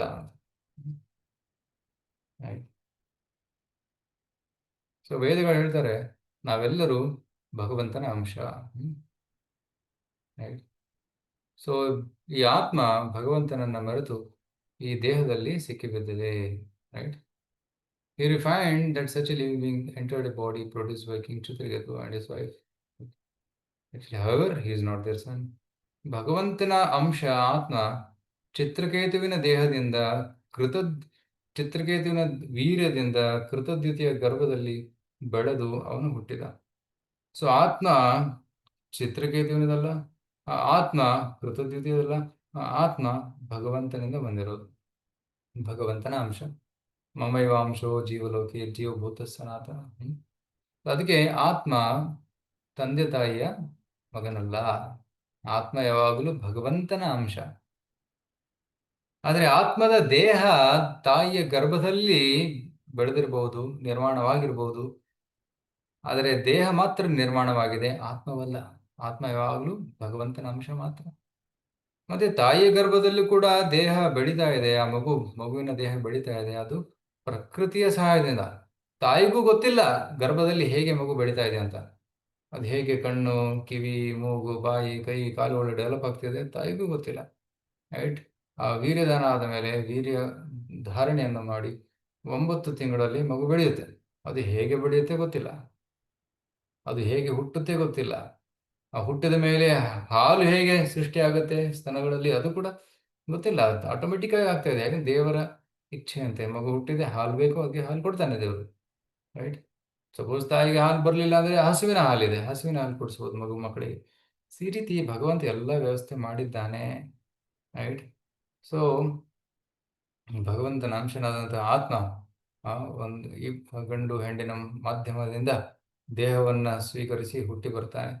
ಸೊ ಆ ಗಂಡು ಹೆಣ್ಣು ತಿಳ್ಕೊಂತಾರೆ ಇವ್ ನನ್ನ ಮಗ ಅಂತ. ಆ್ಯಕ್ಚುಲಿ ಅಲ್ಲ, ಭಗವಂತನ ಅಂಶ, ಭಗವಂತನ ಮಗನೇ. ನಾವು ಕೇವಲ ಕೇರ್ ಟೇಕರ್ಸ್. ಸೊ ಯಾರಿಗೆ ಹುಟ್ಟಿದ್ದಾನೆ ಅವರು ಟೇಕ್ ಕೇರ್ ಮಾಡಬೇಕು. ಎಷ್ಟು ವರ್ಷ ಬಾಳ್ತಾನೆ ಅಷ್ಟು ಕೇರ್ ಟೇಕಿಂಗ್ ಮಾಡಿ ಅವನನ್ನು ಬೆಳೆಸ್ಬೇಕಷ್ಟೆ. ಸೊ ನಿಜವಾಗ್ಲೂ ಆ ಆತ್ಮಗಳೆಲ್ಲ ಭಗವಂತನ ಅಂಶವಾಗಿವೆ. ಇಲ್ಲಿ ನೋಡಿ, ಮೀ ಆ್ಯಂಡ್ ಮೈ ಫ್ಯಾಮಿಲಿ ಅಂತ ಎಷ್ಟು ಸುಖವಾಗಿದೆ family. Family history in book. ಎಷ್ಟೊಂದು ಪರಿವಾರಗಳಿವೆ, ಎಲ್ಲರೂ ಫೋಟೋ ತೆಗಿತಾರೆ. ರೈಟ್. ತಂದೆ ತಾಯಿ ಮಕ್ಕಳು ಆ ಫೋಟೋ ಆಗಿ ಉಳಿಯುತ್ತೆ. ಯಾಕೆಂದರೆ ಸ್ವಲ್ಪ ದಿನದ ನಂತರ ತಂದೆ ಸತ್ತೋಗ್ತಾನೆ, ತಾಯಿ ಸತ್ತೋಗ್ತಾರೆ, ಮಕ್ಕಳು ಅವರು ಸತ್ತೋಗ್ತಾರೆ, ಎಲ್ಲರೂ ಸತ್ತೋಗ್ತಾರೆ. ಮತ್ತೆ ಎಲ್ಲಿ ಹುಟ್ಟಿ ಬರ್ತಾರೆ? ಮತ್ತೆ ಒಂದೇ ಕುಟುಂಬದಲ್ಲಿ ಹುಟ್ಟಿ ಬರೋದಿಲ್ಲ, ಎಲ್ಲೆಲ್ಲೂ ಹೋಗ್ಬೋದು, ಬೇರೆ ಲೋಕಕ್ಕೆ ಹೋಗ್ಬೋದು, ಬೇರೆ ಪರಿವಾರದಲ್ಲಿ ಹೋಗ್ಬೋದು, ಅಥವಾ ಪ್ರಾಣಿಗಳಲ್ಲಿ, ಗಿಡಗಳಲ್ಲಿ, ಜಲಚರಗಳಲ್ಲಿ ಹುಟ್ಟಿ ಬರ್ಬೋದು. ಸೊ ಹೇಳಕ್ಕಾಗೋದಿಲ್ಲ. ಕರ್ಮಾನುಸಾರ ಆತ್ಮ ಇನ್ನೊಂದು ದೇಹಕ್ಕೆ ಹೋಗುತ್ತೆ. ಅದಕ್ಕೋಸ್ಕರ ಈ ಸಂಬಂಧಗಳಿವೆಯಲ್ಲ, ಇದೆಲ್ಲ ತಾತ್ಕಾಲಿಕ. ಒಂದು ಪರಿವಾರದಲ್ಲಿರುವಂತಹ ಕುಟುಂಬದ ಸಂಬಂಧಗಳೇನಿದೆ ಅದೆಲ್ಲ ತಾತ್ಕಾಲಿಕವಾದದ್ದು. ರೈಟ್. ಹೇಗೆ ನದಿಯ ಪ್ರವಾಹದಿಂದ ಕೆಲವೊಂದು ಎಲೆಗಳು ಒಟ್ಟಿಗೆ ಬರ್ತವೆ, ಮತ್ತು ಅದೇ ಪ್ರವಾಹದಿಂದ ಬೇರೆ ಆಗ್ತವೆ. ಮತ್ತಿಷ್ಟು ಎಲೆಗಳು ಒಟ್ಟಿಗೆ ಬರ್ತವೆ, ಬೇರೆ ಆಗ್ತವೆ, ಮತ್ತು ಇನ್ನೂ ಬೇರೆ ಎಲೆಗಳು ಒಟ್ಟಿಗೆ ಬರ್ತವೆ, ಮತ್ತೆ ಬೇರೆ ಆಗ್ತವೆ. ಈ ರೀತಿ ಹೇಗೆ ಟ್ರೈನಿನ ಪಯಣದಲ್ಲಿ ಕೆಲವು ಪ್ಯಾಸೆಂಜರ್ಸ್ ಟಿಕೆಟ್ ಬುಕ್ ಮಾಡ್ಕೊಂಡು ಒಂದು ಕಡೆ ಕೂತ್ಕೋತಾರೆ, ಸ್ಟೇಷನ್ ಬರೋವರೆಗೂ ಒಟ್ಟಿಗೆ ಇರ್ತಾರೆ, ಮಾತಾಡ್ತಾರೆ, ಪರಿಚಯ ಮಾಡ್ಕೊತಾರೆ. ಸ್ಟೇಷನ್ ಬಂದ ತಕ್ಷಣ ಒಬ್ರು ಹೇಳಿದ್ದಾರೆ, ಇನ್ನೊಂದು ಸ್ಟೇಷನ್ ಇನ್ನೊಬ್ರು ಹೇಳಿದ್ದಾರೆ, ಫೈನಲಿ ಎಲ್ಲರೂ ಹೇಳಿಬಿಡ್ತಾರೆ. ಅದೇ ರೀತಿ ಕುಟುಂಬ ಕೂಡ ಒಂದು ಟ್ರೈನಿನ ಬೋಗಿ ಇದ್ದಂಗೆ. ರೈಟ್. ಕೆಲವರು ಒಟ್ಟಿಗೆ ಬರ್ತಾರೆ, ಟ್ರಾವೆಲ್ ಮಾಡ್ತಾ ಇದ್ದಾರೆ, ಜೀವನವನ್ನು ನಡೆಸ್ತಾ ಇದ್ದಾರೆ. ಒಬ್ಬರು ಬಿದ್ದೋಗ್ತಾರೆ, ನಂತರ ಇನ್ನೊಬ್ರು ಹೋಗ್ತಾರೆ, ಈ ರೀತಿ ಎಲ್ಲರೂ ಹೋಗ್ಬಿಡ್ತಾರೆ. ಒಂದಿನ ಎಲ್ಲರೂ ವ್ಯಾನಿಶ್ ಇಂಟು ಒಬ್ಲಿವಿಯನ್, ಮತ್ತೆ ಎಲ್ಲೋ ಬೇರೆ ಕಡೆ ಹುಟ್ಟಿ ಬರ್ತಾರೆ ಕರ್ಮಾನುಸಾರ. ಸೊ ಈ ಸಂಬಂಧಗಳೆಲ್ಲ ಅಶಾಶ್ವತವಾದದ್ದು. ಆದರೆ ಈ ಅಶಾಶ್ವತ ಸಂಬಂಧಗಳಲ್ಲಿ ನಾವು ಕೃಷ್ಣ ಪ್ರಜ್ಞೆಯನ್ನು ಬೆಳೆಸ್ಕೊಂಡ್ರೆ ಅದು ಶಾಶ್ವತವಾಗುತ್ತೆ. ಸಪೋಸ್ ತಂದೆ ತಾಯಿ ಮಕ್ಕಳು ರಿಲೇಟಿವ್ಸ್ ಬಂಧುಗಳು ಎಲ್ಲರೂ ಸೇರಿ ಕೀರ್ತನೆ ಮಾಡಿದ್ರೆ, ಭಗವದ್ಗೀತೆ ಕೇಳಿದರೆ, ಎಲ್ಲರೂ ಜಪ ಮಾಡೋಕ್ಕೆ ಸ್ಟಾರ್ಟ್ ಮಾಡಿದರೆ, ಮನೆಯಲ್ಲಿ ನೈವೇದ್ಯ ಅರ್ಪಣೆ ಮಾಡಿ ಕೇವಲ ಭಗವಂತನ ಪ್ರಸಾದವನ್ನು ಸ್ವೀಕರಿಸೋಕ್ಕೆ ಸ್ಟಾರ್ಟ್ ಮಾಡಿದರೆ ಆ ಮನೆ ವೈಕುಂಠವಾಗುತ್ತೆ. ಅದೇ ಗೋಲೋಕ. ಜೆ ದಿನ ಗ್ರಹೇ ಭಜನ ದೇಗಿ ಕರಹತೆ ಗೋಲೋಕ ಭಾಯ್. ಭಕ್ತನ ಠಾಕೂರರು ಒಂದು ಹಾಡಿನಲ್ಲಿ ಹಾಡ್ತಾರೆ. ಅದೇನೆಂದರೆ, ಯಾವಾಗ ನಮ್ಮ ಮನೆಯಲ್ಲಿ ಕೀರ್ತನೆ ನಡೀತೋ ಅವತ್ತು ಮನೆ ಗೋಲೋಕವಾಯಿತು. ಸೊ ಅಂತಹ ಮನೆ ಗೋಲೋಕವಾಗುತ್ತೆ. ಆದ ಕಾರಣ ಮನೆಯಲ್ಲಿ ಎಲ್ಲ ಸದಸ್ಯರು ಈ ಒಂದು ತಿಳುವಳಿಕೆಯಿಂದ, ಈ ರಿಲೇಷನ್ಶಿಪ್ ಎಲ್ಲ ತಾತ್ಕಾಲಿಕ, ಆದರೆ ಲೆಟ್ಸ್ ಕೋಆಪರೇಟ್. ನಾವೆಲ್ಲರೂ ಒಟ್ಟಿಗೆ ಸೇರಿ ಹರೇ ಕೃಷ್ಣ ಮಂತ್ರವನ್ನು ಜಪ ಮಾಡಿ ಭಗವಂತನ ಧಾಮಕ್ಕೆ ಹೋಗೋಣ. ಅಲ್ಲಿ ಶಾಶ್ವತವಾದ ಸಂಬಂಧ ಭಗವಂತನ ಜೊತೆ ಬೆಳೆಸ್ಕೊಳ್ಳೋಣ.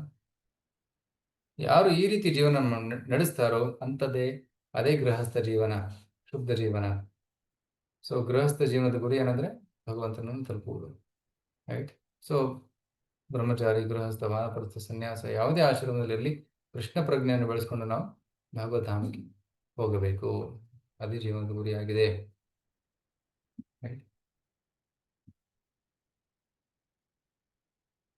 ಸೊ ಮನೆಯಲ್ಲಿ ಹುಟ್ಟಿದಾಗ ಇವರೆಲ್ಲರೂ ನಮ್ಮ ಬಂಧು ಅಂತ ಕರಿತೀವಿ, ಸ್ನೇಹಿತರು ಅಂತ ಕರಿತೀವಿ. ಆದರೆ ಇನ್ನೊಂದು ಕುಲದವರು ಕೆಲವೊಬ್ರು ನ್ಯೂಟ್ರಲ್ ಆಗಿರ್ತಾರೆ, ಕೆಲವರು ಏನಂದ್ರೆ ವೈರಿಗಳಾಗಿರ್ತಾರೆ.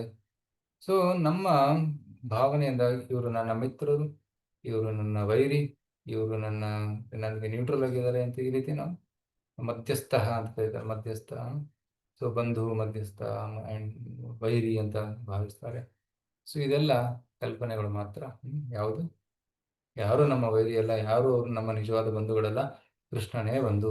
ತ್ವಮೇವ ಮಾತಾ ಪಿತಾ ತ್ವಮೇವ ಬಂಧು ಸಖಾ ತ್ವಮೇವ ವಿದ್ಯಾ ದೃಢಂ ತ್ವಮೇವ ಸರ್ವಂ ಮಮ ದೇವ. ನಮ್ಮೆಲ್ಲ ಸರ್ವಸ್ವ ಭಗವಂತನೇ. ಅದಕ್ಕಾಗಿ ನಾವು ಭಗವಂತನ ಜೊತೆ ಸಂಬಂಧವನ್ನು ಬೆಳೆಸ್ಕೋಬೇಕು.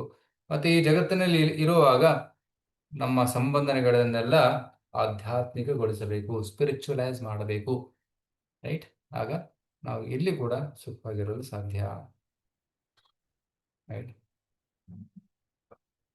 ರೈಟ್? ಕೋಟಿ ಕೋಟಿ ಜೀವಿಗಳು ಬರ್ತಾರೆ. ರೈಟ್? ದೇಹವನ್ನು ತಗೊತಾರೆ, ಸ್ವಲ್ಪ ದಿನ ಜೀವನ ಮಾಡ್ತಾರೆ, ಪರಿವಾರದಲ್ಲಿ ಇರ್ತಾರೆ, ಸತ್ತೋಗ್ತಾರೆ. Right? So this only photos remain. ಮನೆಯಲ್ಲಿ ಫೋಟೋ ಇಟ್ಕೊಂಡು ಸುಖ ಪಡ್ತಾರೆ ಅಷ್ಟೇ. ಮೃತ್ಯು ಬಂದಾಗ ಎಲ್ಲರೂ ಬೇರೆ ಬೇರೆ ಸ್ಥಳಕ್ಕೆ ಹೋಗ್ಬಿಡ್ತಾರೆ. ಕಾಲಚಕ್ರ ತಿರುಗ್ತಾ ಇದೆ. ಕೆಲವು ಮನುಷ್ಯರಾಗಿ, ಜಲಚರರಾಗಿ, ಗಿಡವಾಗಿ, ಹಕ್ಕಿಯಾಗಿ ಅಥವಾ ಹುಲಿಯಾಗಿ, ಪ್ರಾಣಿಯಾಗಿ ಹುಟ್ಟು ಬರ್ತೀವಿ. ಸೊ ಈ ಪುನರಪಿ ಜನನಂ ಪುನರಪಿ ಮರಣಂ, ಈ ಚಕ್ರ, ಸಂಸಾರ ಚಕ್ರ ಸುತ್ತುತ್ತಾ ಇದೆ.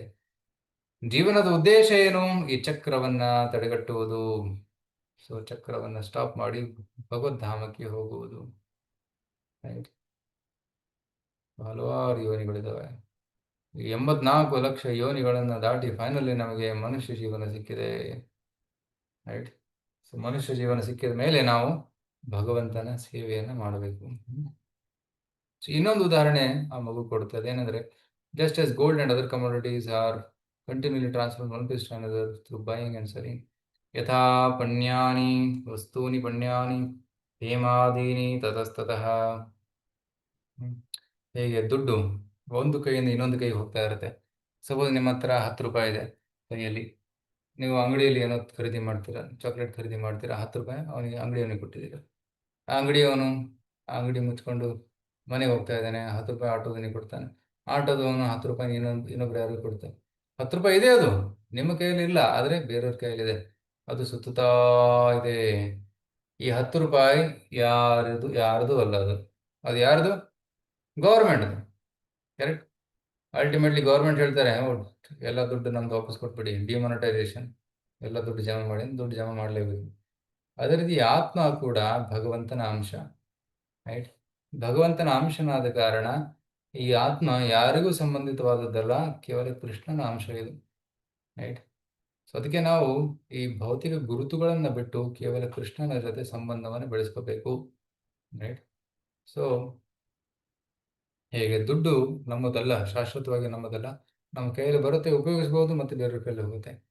ರೈಟ್? ಸೊ ಆ ರೀತಿ ಈ ಸಂಬಂಧಗಳು ಬದಲಾಗ್ತಾ ಇದ್ದಾವೆ. ಅದರ ನಿಜವಾದ ಸಂಬಂಧ ಭಗವಂತನ ಜೊತೆ ಎಂದೂ ಕಳ್ಕೊಳ್ಳೋಕೆ ಸಾಧ್ಯವಿಲ್ಲ.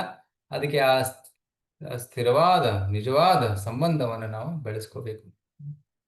ಮತ್ತೆ ಇನ್ನೊಂದು ಏನಾಗುತ್ತೆ ಅಂದ್ರೆ, ಈಗ ನಮಗೆ ಪ್ರಿಯವಾದ ವಸ್ತು ಇದೆ. ಒಬ್ಬ ವ್ಯಕ್ತಿ ಒಂದು ಹಸುವನ್ನು ತಗೊಂಡಿದ್ದ.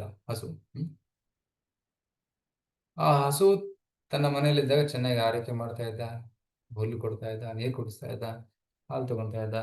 ಸೊ ಕೆಲವೊಂದು ವರ್ಷಗಳ ನಂತರ ಆ ಹಸುವನ್ನ ಮಾರಿಬಿಟ್ಟ. ಇನ್ನೊಬ್ಬರಿಗೆ ಮಾರಿದ. ಇನ್ನೊಬ್ಬ ವ್ಯಕ್ತಿ ಅದನ್ನ ತಗೊಂಡೋಗಿ ಮನೆಯಲ್ಲಿ ಇಟ್ಕೊಂಡು ಅದನ್ನ ಆರೈಕೆ ಮಾಡ್ತಾ ಇದ್ದ, ಹಾಲು ತಗೊಳ್ತಾ ಇದ್ದ. ಒಂದು ದಿನ ಹಸು ಆ ಮನೆಯಿಂದ ತಪ್ಪಿಸ್ಕೊಂಡು ಈ ಮನೆಗೆ ಬಂತು. ರೈಟ್? ಹಳೆ ಮನೆಗೆ ಬಂದು ಆ ಗಾರ್ಡನ್ ಇದ್ದಂತ ಹುಲ್ಲು ಮತ್ತೆ ತರಕಾರಿ ಎಲ್ಲ ತಿನ್ನಕ್ಕೆ ಸ್ಟಾರ್ಟ್ ಮಾಡ್ತು. ಆಗ ಮನೆ ಮಾಲೀಕ ಕೋಲ್ ತಗೊಂಡು ಆ ಹಸುವನ್ನ ಓಡಿಸ್ಬಿಟ್ಟ, ಬಾರಿಸಿ ಓಡಿಸ್ಬಿಟ್ಟ. ಕೆಲವು ದಿನದ ಹಿಂದೆ ಅವನ ಹಸು ಆಗಿತ್ತು, ಆದ್ರೆ ಈಗೇನ್ ಮಾಡಿದ್ದಾನೆ, ಇನ್ನೊಬ್ಬರಿಗೆ ಮಾರಿ ಬಿಟ್ಟಿದ್ದಾನೆ. ಅದಕ್ಕೋಸ್ಕರ ಆ ಸಂಬಂಧವನ್ನು ಕಳ್ಕೊಂಡ್ಬಿಟ್ಟಿದ್ದಾನೆ. ಅದಕ್ಕೆ ಈಗ ಅದೇ ಹಸು ಇವನ ವೈರಿ ಆಯ್ತು. ಅರ್ಥ ಆಗ್ತಾ ಇದೆಯಾ? ಎಲ್ಲಿವರೆಗೂ ಅವನ ಜೊತೆ ಸಂಬಂಧ ಇತ್ತು ಅದನ್ನ ಆರೈಕೆ ಮಾಡ್ತಾ ಇದ್ದ, ಯಾವಾಗ ಸಂಬಂಧ ಕಳ್ಕೊಂಡ್ಬಿಟ್ಟ ಅದನ್ನ ದ್ವೇಷ ಮಾಡೋಕ್ಕೆ ಸ್ಟಾರ್ಟ್ ಮಾಡಿದ. ಸೊ ಈ ರೀತಿ ಕೂಡ ಆಗುತ್ತೆ. ಸೊ ಈ ಭೌತಿಕ ಸಂಬಂಧಗಳಲ್ಲಿ ಮಿತ್ರ ದ್ವೇಷ ಅನ್ನೋದು ಇದ್ದೇ ಇರುತ್ತೆ. ಅದಕ್ಕೋಸ್ಕರ ನಾವೇನ್ ಮಾಡಬೇಕು? ಭಗವಂತನ ಜೊತೆ ಶಾಶ್ವತವಾದ ಸಂಬಂಧವನ್ನು ಬೆಳೆಸ್ಕೋಬೇಕಾಗಿದೆ. ರೈಟ್. ತಂದೆಯ ದೇಹದಿಂದ ವೀರ್ಯದಿಂದ ತಾಯಿಯ ಗರ್ಭದಲ್ಲಿ ಮಗು ಬೆಳೆಯುತ್ತೆ. ಮತ್ತೆ ಇದು ಫೋರ್ಸ್ ಕರ್ಮದ ಅನುಸಾರ ಹುಟ್ಟಿ ಬರುತ್ತೆ. ಯಾವ ರೀತಿ ಆತ್ಮ ಹುಟ್ಟಿ ಬರುತ್ತೆ ಅದು ಕರ್ಮವೇ ಡಿಸೈಡ್ ಮಾಡುತ್ತೆ, ದೇವರೇ ಡಿಸೈಡ್ ಮಾಡ್ತಾರೆ. ರೈಟ್. ಗರ್ಭಾಧಾನದ ಸಮಯದಲ್ಲಿ ಯಾವ ರೀತಿಯ ಪ್ರಜ್ಞೆ ಚೇತನೆಯನ್ನ ಗಂಡು ಹೆಣ್ಣು ಬೆಳೆಸ್ಕೊಂಡಿರ್ತಾರೆ ಅಂತಹ ಆತ್ಮ ಅಟ್ರಾಕ್ಟ್ ಆಗುತ್ತೆ. ರೈಟ್. ಸೊ ಅದಕ್ಕಾಗಿ ಗರ್ಭಾಧಾನ ಸಂಸ್ಕಾರ ತುಂಬ ಮುಖ್ಯ. ಮಕ್ಕಳನ್ನು ಪಡೆಯುವಾಗ ಗೃಹಸ್ಥರಿಗೆ ಇದು ಇಂಪಾರ್ಟೆಂಟ್ ಮಾತು. ಅವರು ಏನು ಮಾಡಬೇಕಂದ್ರೆ ಗರ್ಭಾಧಾನ ಮಾಡುವ ಮುಂಚೆ ಪ್ರಜ್ಞೆಯನ್ನು ಬೆಳೆಸ್ಕೋಬೇಕು, ಚೇತನೆಯನ್ನು ಶುದ್ಧಗೊಳಿಸಬೇಕು. ಹರೇ ಕೃಷ್ಣ ಮಂತ್ರ ಜಪ ಮಾಡಿ ಗುರುಗಳ ಹಿರಿಯರ ಆಶೀರ್ವಾದವನ್ನು ಪಡೆದುಕೊಂಡು ಚಿತ್ತ ಶುದ್ಧಗೊಳಿಸಿ ತಪಸ್ಸನ್ನು ಮಾಡಿ ನಂತರ ಗರ್ಭಧಾನ ಮಾಡಿದಾಗ ಒಳ್ಳೆಯ ಮಕ್ಕಳು ಹುಟ್ಟಿ ಬರ್ತಾರೆ.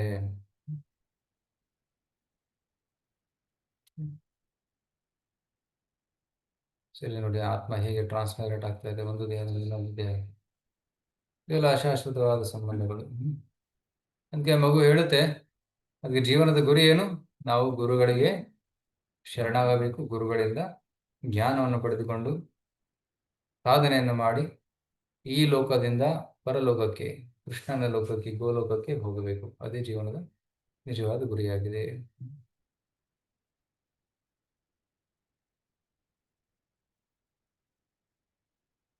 ಸೊ ಇಲ್ಲಿ ನೋಡಿ ಒಂದು ಹಾಸ್ಪಿಟ್ಲಲ್ಲಿ ಆ ವ್ಯಕ್ತಿ ಸತ್ತೋದಾಗ ಅವನ ದೇಹದಿಂದ ಆತ್ಮ ಹೊರಗಡೆ ಬಂತು.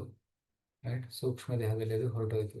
ಈ ರೀತಿ ನಾವು ಹುಟ್ಟು ಸಾವು ಪಡಿತಾ ಇರ್ತೀವಿ. ಒಂದು ಗಿಡದಲ್ಲಿ 2 ಹಕ್ಕಿಗಳಿದ್ದು, ಒಂದು ಹಕ್ಕಿ ಹಣ್ಣು ತಿಂತಾ ಇತ್ತು, ಇನ್ನೊಂದು ಹಕ್ಕಿ ಕೇವಲ ನೋಡ್ತಾ ಇತ್ತು. ಆ ಹಣ್ಣು ತಿನ್ನುವ ಹಕ್ಕಿ ಕೆಲವೊಮ್ಮೆ ಅದು ಸಿಹಿಯಾದ ಹಣ್ಣನ್ನು ತಿಂದಾಗ ಸಂತೋಷ ಪಡ್ತಾ ಇತ್ತು, ಕಹಿ ಹಣ್ಣನ್ನು ತಿಂದಾಗ ದುಃಖ ಪಡ್ತಾ ಇತ್ತು. ಆದರೆ ಸುಖ ದುಃಖದಲ್ಲಿ ಸಿಲುಕು ಬಿದ್ದಿತ್ತು. ಆದರೆ ಇನ್ನೊಂದು ಪಕ್ಷಿ ಸುಮ್ಮನೆ ನೋಡ್ತಾ ಇತ್ತು. ಸೊ ಆ ಸುಖ ದುಃಖವನ್ನು ಅನುಭವಿಸುವಂತಹ ಪಕ್ಷಿ ಆತ್ಮ, ಕೇವಲ ನಿರೀಕ್ಷಣೆ ಮಾಡುವಂತಹ ಪಕ್ಷಿ ಪರಮಾತ್ಮ. ಆ ಒಂದು ಗಿಡ ದೇಹ. ಸೊ ದೇಹದ ಕೊಂಬೆಯಲ್ಲಿ ಹೃದಯ ಭಾಗದಲ್ಲಿ ಆತ್ಮ ಮತ್ತು ಪರಮಾತ್ಮ ಇಬ್ಬರು ನೆಲೆಸಿದ್ದಾರೆ. ಆತ್ಮ ಕಷ್ಟ ಸುಖವನ್ನು ಅನುಭವಿಸ್ತಾ ಇದೆ, ಪರಮಾತ್ಮ ಕೇವಲ ನೋಡ್ತಾ ಇದ್ದಾನೆ. ಪರಮಾತ್ಮ ನೋಡ್ತಾ ಇದ್ದಾನೆ, ಯಾವಾಗ ನನ್ನ ಕಡೆ ತಿರುಗ್ತೀಯ, ನನ್ನ ಕಡೆ ತಿರುಗು, ನೀನು ಸುಖವನ್ನು ಅನುಭವಿಸ್ತೀಯ ಅಂತ. ಸೊ ನಿಜವಾದ ಸುಖ ಯಾವಾಗ ಸಿಗುತ್ತೆ ನಮಗೆ? ಭಗವಂತನ ಕಡೆ ತಿರುಗಿದಾಗ ನಿಜವಾದ ಸುಖ ಸಿಗುತ್ತೆ. ಭಗವಂತನನ್ನ ಮರೆತು ಬಿಟ್ರೆ ಜನ್ಮ ಮೃತ್ಯುವ ಚಕ್ರದಲ್ಲಿ ಸುತ್ತಾ ಇರಬೇಕಾಗುತ್ತೆ. ರೈಟ್. ಸೊ ಆ ಒಂದು ಜನ್ಮ ಮೃತ್ಯು ಚಕ್ರದಲ್ಲಿ ಕೇವಲ ದುಃಖವೇ ದುಃಖವಿದೆ. ಯಾ ಸಂಸಾರೇ ಬಹುದುಸ್ತಾರೆ. ಇಷ್ಟೆಲ್ಲ ಮಾತಾಡಿದ ಮೇಲೆ ಮಗು ಮತ್ತೆ ಕಣ್ಣು ಮುಚ್ಚಿ ಸತ್ತೋಯ್ತು. ಓಕೆ. ಮಗು ಕೇವಲ ಕೆಲವು ನಿಮಿಷಗಳು ಮಾತ್ರ ಎದ್ದು ಈ ತತ್ವವನ್ನು ಮಾತಾಡಿ ಮತ್ತೆ ಮಲ್ಕೊಂಡ್ಬಿಟ್ಟ, ಸತ್ತೋಗ್ಬಿಟ್ಟ. ಈಗ ಚಿತ್ರಕೇತುಗೆ ಶೋಕ ಆಗಲಿಲ್ಲ. ಯಾಕೆ? ತತ್ವಜ್ಞಾನ ಅರ್ಥ ಮಾಡ್ಕೊಂಡ್ಬಿಟ್ಟಿದ್ದ.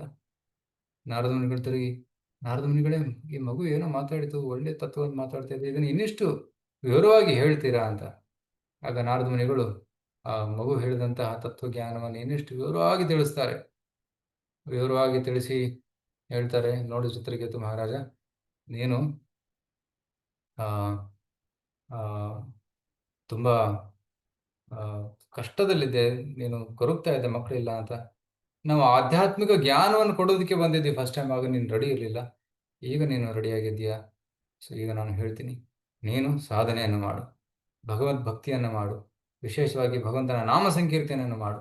ನಾಮ ಸಂಕೀರ್ತನೆಯನ್ನು ಮಾಡಿ ನೀನು ಭಗವಂತನ ಹತ್ತಿರ ಹೋಗು ಅಂತ ಹೇಳ್ತಾರೆ.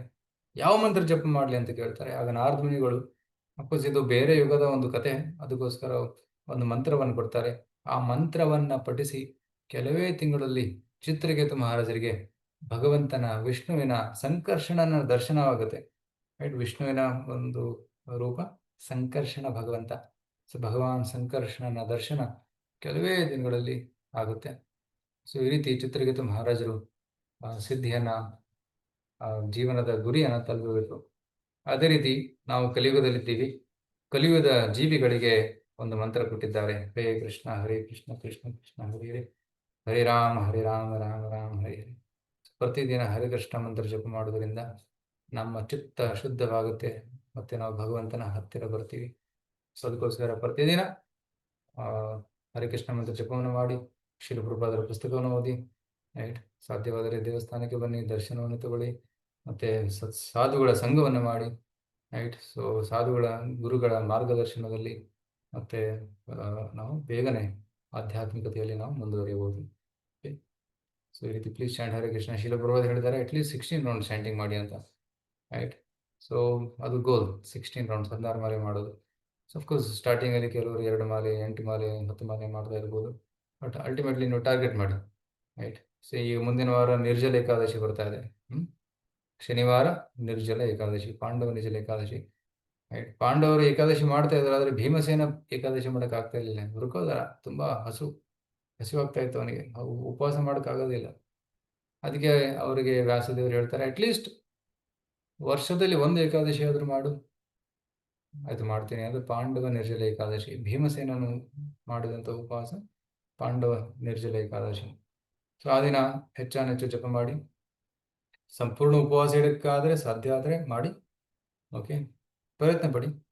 ಆದರೆ ಹೆಚ್ಚಾನೆಚ್ಚು ಜಪ ಅಂತೂ ಮಾಡಲೇಬೇಕು. ಓಕೆ. ಸಾಟರ್ಡೆ ದಿನ ಹಾಲಿಡೇ ಇರುತ್ತೆ ಅಥವಾ ಹಾಫ್ ಡೇ ಇರುತ್ತೆ, ದಯವಿಟ್ಟು ಜಪ ಮಾಡಿ. ಅಟ್ಲೀಸ್ಟ್ ಯಾರು ಕಡಿಮೆ ರೌಂಡ್ಸ್ ಮಾಡ್ತಾ ಇದ್ದಾರೆ ಆ ದಿನ ಅಟ್ಲೀಸ್ಟ್ ಅವತ್ತಿನ ದಿನ 16 ಮಾಲೆ ಜಪ ಮಾಡಿ. ರೈಟ್. Do 16 rounds. ಮತ್ತು ಯಾರು ಆಲ್ರೆಡಿ 16 ರೌಂಡ್ಸ್ ಮಾಡ್ತಾ ಇದ್ದಾರೆ ಸಾಧ್ಯವಾದರೆ ಹೆಚ್ಚಾನೆಚ್ಚು ಮಾಡಿ. ಓಕೆ. ನಾನು ಟಾರ್ಗೆಟ್ ಮಾಡ್ತಾ ಇದ್ದೇನೆ 64 ಮಾಡೋ ಟಾರ್ಗೆಟ್ ಮಾಡ್ತಿದ್ದೀನಿ. ಬಿಕಾಸ್ ಆ ದಿನ ನನ್ನದು ಟ್ರಾವೆಲಿಂಗ್ ಇದೆ ಮತ್ತು ಗುಲ್ಬರ್ಗಾದಲ್ಲಿ ಪ್ರೋಗ್ರಾಮ್ ಕೂಡ ಇದೆ. But I'll try to do 64 rounds on the day. And all of you can also try to do maximum rounds. ಸಾಧ್ಯವಾದಷ್ಟು ಜಪ ಮಾಡಿ. ಓಕೆ. ಹರೇ ಕೃಷ್ಣ. ಸೊ ಇವತ್ತಿನ ಕ್ಲಾಸ್ ಇಲ್ಲಿ ನಿಲ್ಲಿಸೋಣ. ಯಾರಾದ್ರು ಪ್ರಶ್ನೆ ಇದ್ರೆ ಕೇಳ್ಬೋದು. Any questions? ಪ್ರಭುಜಿ, ಒಂದು ಕ್ವಶನ್ ಇತ್ತು ಪ್ರಭುಜಿ. ಹಾಂ ಪ್ರಭುಜಿ, ಅದೊಂದು ಪಿಕ್ಚರ್ ತೋರಿಸ್ತಾಳೆ ಪ್ರಭುಜಿ, 2 ಪ್ಯಾರೆಟ್, ಒಂದು ಪ್ಯಾರೆಟ್ ಸಿಹಿ ಮತ್ತು ಕಹಿ ಫ್ರೂಟ್ಸ್ ತಿಂತಾ ಇತ್ತು. ಸೊ ಅದು ನಮ್ಮ ಜೀವನದಲ್ಲಿ ಅದು ಸಿಹಿ ಕಹಿ ಅನ್ನೋದು ತಿಂದ್ಬಿಟ್ಟು ನಾವು ವಾಪಸ್ ದೇವ್ರ ಪರಮಾತ್ಮನ ಕಡೆ ನೋಡ್ಬೇಕಾ, ಅಥವಾ ಅದು ಓಕೆ ಅದು ಸಿಹಿ ದುಃಖ ಇದೆ ಅನ್ಬಿಟ್ಟು ನಾವು ಅದನ್ನ ತಿಂದೇನೆ ನಾವು ವಾಪಸ್ ನೋಡ್ಬೇಕಾ ಪ್ರಭುಜಿ? ಅಲ್ಲ, ಫ್ರಸ್ಟ್ರೇಟ್ ಆಗ್ತೇನೆ ಅವನು. ಕಷ್ಟ ಸುಖ, ಬರೀ ಸುಖ ಬೇಕು ಜನರಿಗೆ, ಅದೇ ಕಷ್ಟ ಬಂದಾಗ ಯಾಕಪ್ಪ ಕಷ್ಟ ಬಂತು ಅಂತಾರೆ. ಸೊ ಫ್ರಸ್ಟ್ರೇಟ್ ಆಗಿಬಿಡ್ತಾನೆ. ಯಾಕಂದ್ರೆ ಆತ್ಮದ ಸ್ವಭಾವ ಏನು, ಆನಂದಮಯ ಅಭ್ಯಾಸ. ಅದು ಕೇವಲ ಆನಂದವನ್ನು ಹುಡುಕ್ತಾ ಇದೆ ಆತ್ಮ. ಅದೇ ದುಃಖಗಳು ಬಂದಾಗ ಅದಕ್ಕೆ ದುಃಖ ಆಗುತ್ತೆ. ಅಯ್ಯೋ, ನಾನು ಸುಖ ಹುಡುಕ್ತಾ ಇದ್ದೀನಿ ಆದರೆ ದುಃಖ ಬರ್ತಾ ಇದೆ. ಸೊ ಒಂದು ಟೈಮ್ ಬರುತ್ತೆ, ಟರ್ನಿಂಗ್ ಪಾಯಿಂಟ್. ಆಗ ಪರಮಾತ್ಮರ ಕಡೆ ತಿರುಗಿಬಿಡ್ತಾನೆ. ಅದು ಗುರುಗಳು ಹೇಳ್ತಾರೆ, ನೀನು ನಿಜವಾದ ಸುಖ ಹುಡುಕ್ತಾ ಇದೆಯಾ, ನಿಜವಾದ ಸುಖ ನಿನ್ನ ಪಕ್ಕದಲ್ಲಿದೆ, ಕೃಷ್ಣ ಹತ್ರ ತಿರುಗು ಅಂತ ತಿರುಗಿಬಿಡ್ತಾನೆ. ಸೊ ಸಾಧುಗಳ ಸಂಘದಲ್ಲಿ ಮತ್ತೆ ಏನಂತಾರೆ, ಶುದ್ಧ ಭಕ್ತರ ಸಂಘದಲ್ಲಿ ಆ ಒಂದು ತಿರುವು ಬೇಗನೆ ಆಗುತ್ತೆ. Right. So by association devotees one turns slowly. ಈಗ ನಿಮ್ಮ ಕ್ಲಾಸ್ ಕೇಳ್ತಾ ಇದ್ದಾರೆ, ಜಪ ಮಾಡ್ತಾರೆ, ಟರ್ನಿಂಗ್ ಸ್ಲೋಲಿ ಟುವರ್ಡ್ಸ್ ಕೃಷ್ಣ. ಯಾವಾಗ ನಾವು ಸಂಪೂರ್ಣವಾಗಿ ಕೃಷ್ಣನ ಕಡೆ ತಿರುಗಿಬಿಡ್ತೀವಿ, ದೆನ್ ನೋ ಮೋರ್ ಪ್ರಾಬ್ಲಮ್ಸ್. ಅದು ಎಲ್ಲಿವರೆಗೂ ಸ್ವಲ್ಪ ಕೃಷ್ಣ ಸ್ವಲ್ಪ ಮಾಯ, ಸ್ವಲ್ಪ ಕೃಷ್ಣ ಸ್ವಲ್ಪ ಮಾಯ, ದುಃಖದಲ್ಲಿರ್ತೀವಿ. Right. When you turn fully towards Krishna, only happiness. Okay. Yes Prabhuji. Okay. Any question? Ramachandra ಹೇಳ್ತಾರೆ ಈ ಕ್ಲಾಸ್ ಮಿಸ್ ಆಯಿತು, ಹಾಸ್ಪಿಟಲ್ಗೆ ಹೋಗಿದ್ದೆ. ಓಕೆ, ಮಿಸ್ ಆಯ್ತು ಪ್ರಭು ಈ ಕ್ಲಾಸ್. ನಾನು ರೆಕಾರ್ಡಿಂಗ್ ಕಳಿಸ್ತೀನಿ ಅಂತ ಕೇಳಿ. ಪ್ರಭು ಅಂದ್ರೆ ಹಾಸ್ಪಿಟ್ಲಿಗೆ ಹೋಗಿದ್ದೆ, ಸೊ ನಡಿಬೋದಂತ ಹೇಳಿದ್ದಾರೆ ಡಾಕ್ಟರ್. ಓಕೆ. ಪ್ರಭು ಇವಾಗ 4 ರೌಂಡ್ಸ್ ಮಾಡ್ತಿದ್ದೀನಿ, ಸೊ ಇವತ್ತಿನ ಇನ್ಕ್ರೀಸ್ ಮಾಡ್ಬೋದಾ ಪ್ರಭು? ಅದು ಇವತ್ತಿನ ಮಾಡಿ. ಮುಗಿಸಿದ್ದೀನಿ. ಸಾಧ್ಯವಾದ್ರೆ ಮಾಡಿ. ನಾನು ಹೇಳಿದೆ ಏಕಾದಶಿ ದಿನ ಅಟ್ಲೀಸ್ಟ್ ಎಲ್ಲರೂ 16 ರೌಂಡ್ಸ್ ಮಾಡೋಕ್ಕೆ ಟ್ರೈ ಮಾಡಿ. ಅಟ್ಲೀಸ್ಟ್ ಆ ದಿನ ಒಂದು ದಿನ 16 ರೌಂಡ್ಸ್ ಮಾಡಿ. ಹೇಗಿರುತ್ತೆ ಎಕ್ಸ್ಪೀರಿಯನ್ಸ್ ಅಂತ ಮುಂದಿನ ಸೋಮವಾರ ಹೇಳಿ ನನಗೆ ನೆಕ್ಸ್ಟ್ ಕ್ಲಾಸಲ್ಲಿ. ಇವಾಗ ಎಷ್ಟು ಇನ್ಕ್ರೀಸ್ ಮಾಡ್ಲಿ ಪ್ರಭು? ಇವಾಗ 4 ಟೈಮ್ ಮಾಡ್ತಾ ಇದ್ದೀನಿ. 4 ಅಟ್ಲೀಸ್ಟ್ 6 ಮಾಡಿ ಅಥವಾ 8 ಮಾಡಿ. Okay okay Prabhu. 4 to 6 ಮಾಡಿ. ಓಕೆ. ನಂತರ ನೆಕ್ಸ್ಟ್ ಟೈಮ್ 6 to 8 ಮಾಡಿ. Okay. 8 to 16 very easy. Okay. 1 round 8 round ಬರೋದಕ್ಕೆ ಸ್ವಲ್ಪ ಕಷ್ಟ, ಆದರೆ 8 ರೌಂಡಿಂದ 16 ಮಾಡೋದು ವೆರಿ ಈಸಿ. ನಾನಿವಾಗ ಬೆಳಬೆಳಿಗ್ಗೆ ಎದ್ದೇಳ್ತಾ ಇದ್ದೀನಿ ಪ್ರಭು, ಬ್ರಹ್ಮ ಮುಹೂರ್ತದಲ್ಲಿ 4 ಗಂಟೆಗೆ ಎದ್ದೇಳಿ. ಸೊ ನಾನು ಜಪ ಮುಗಿಸಿ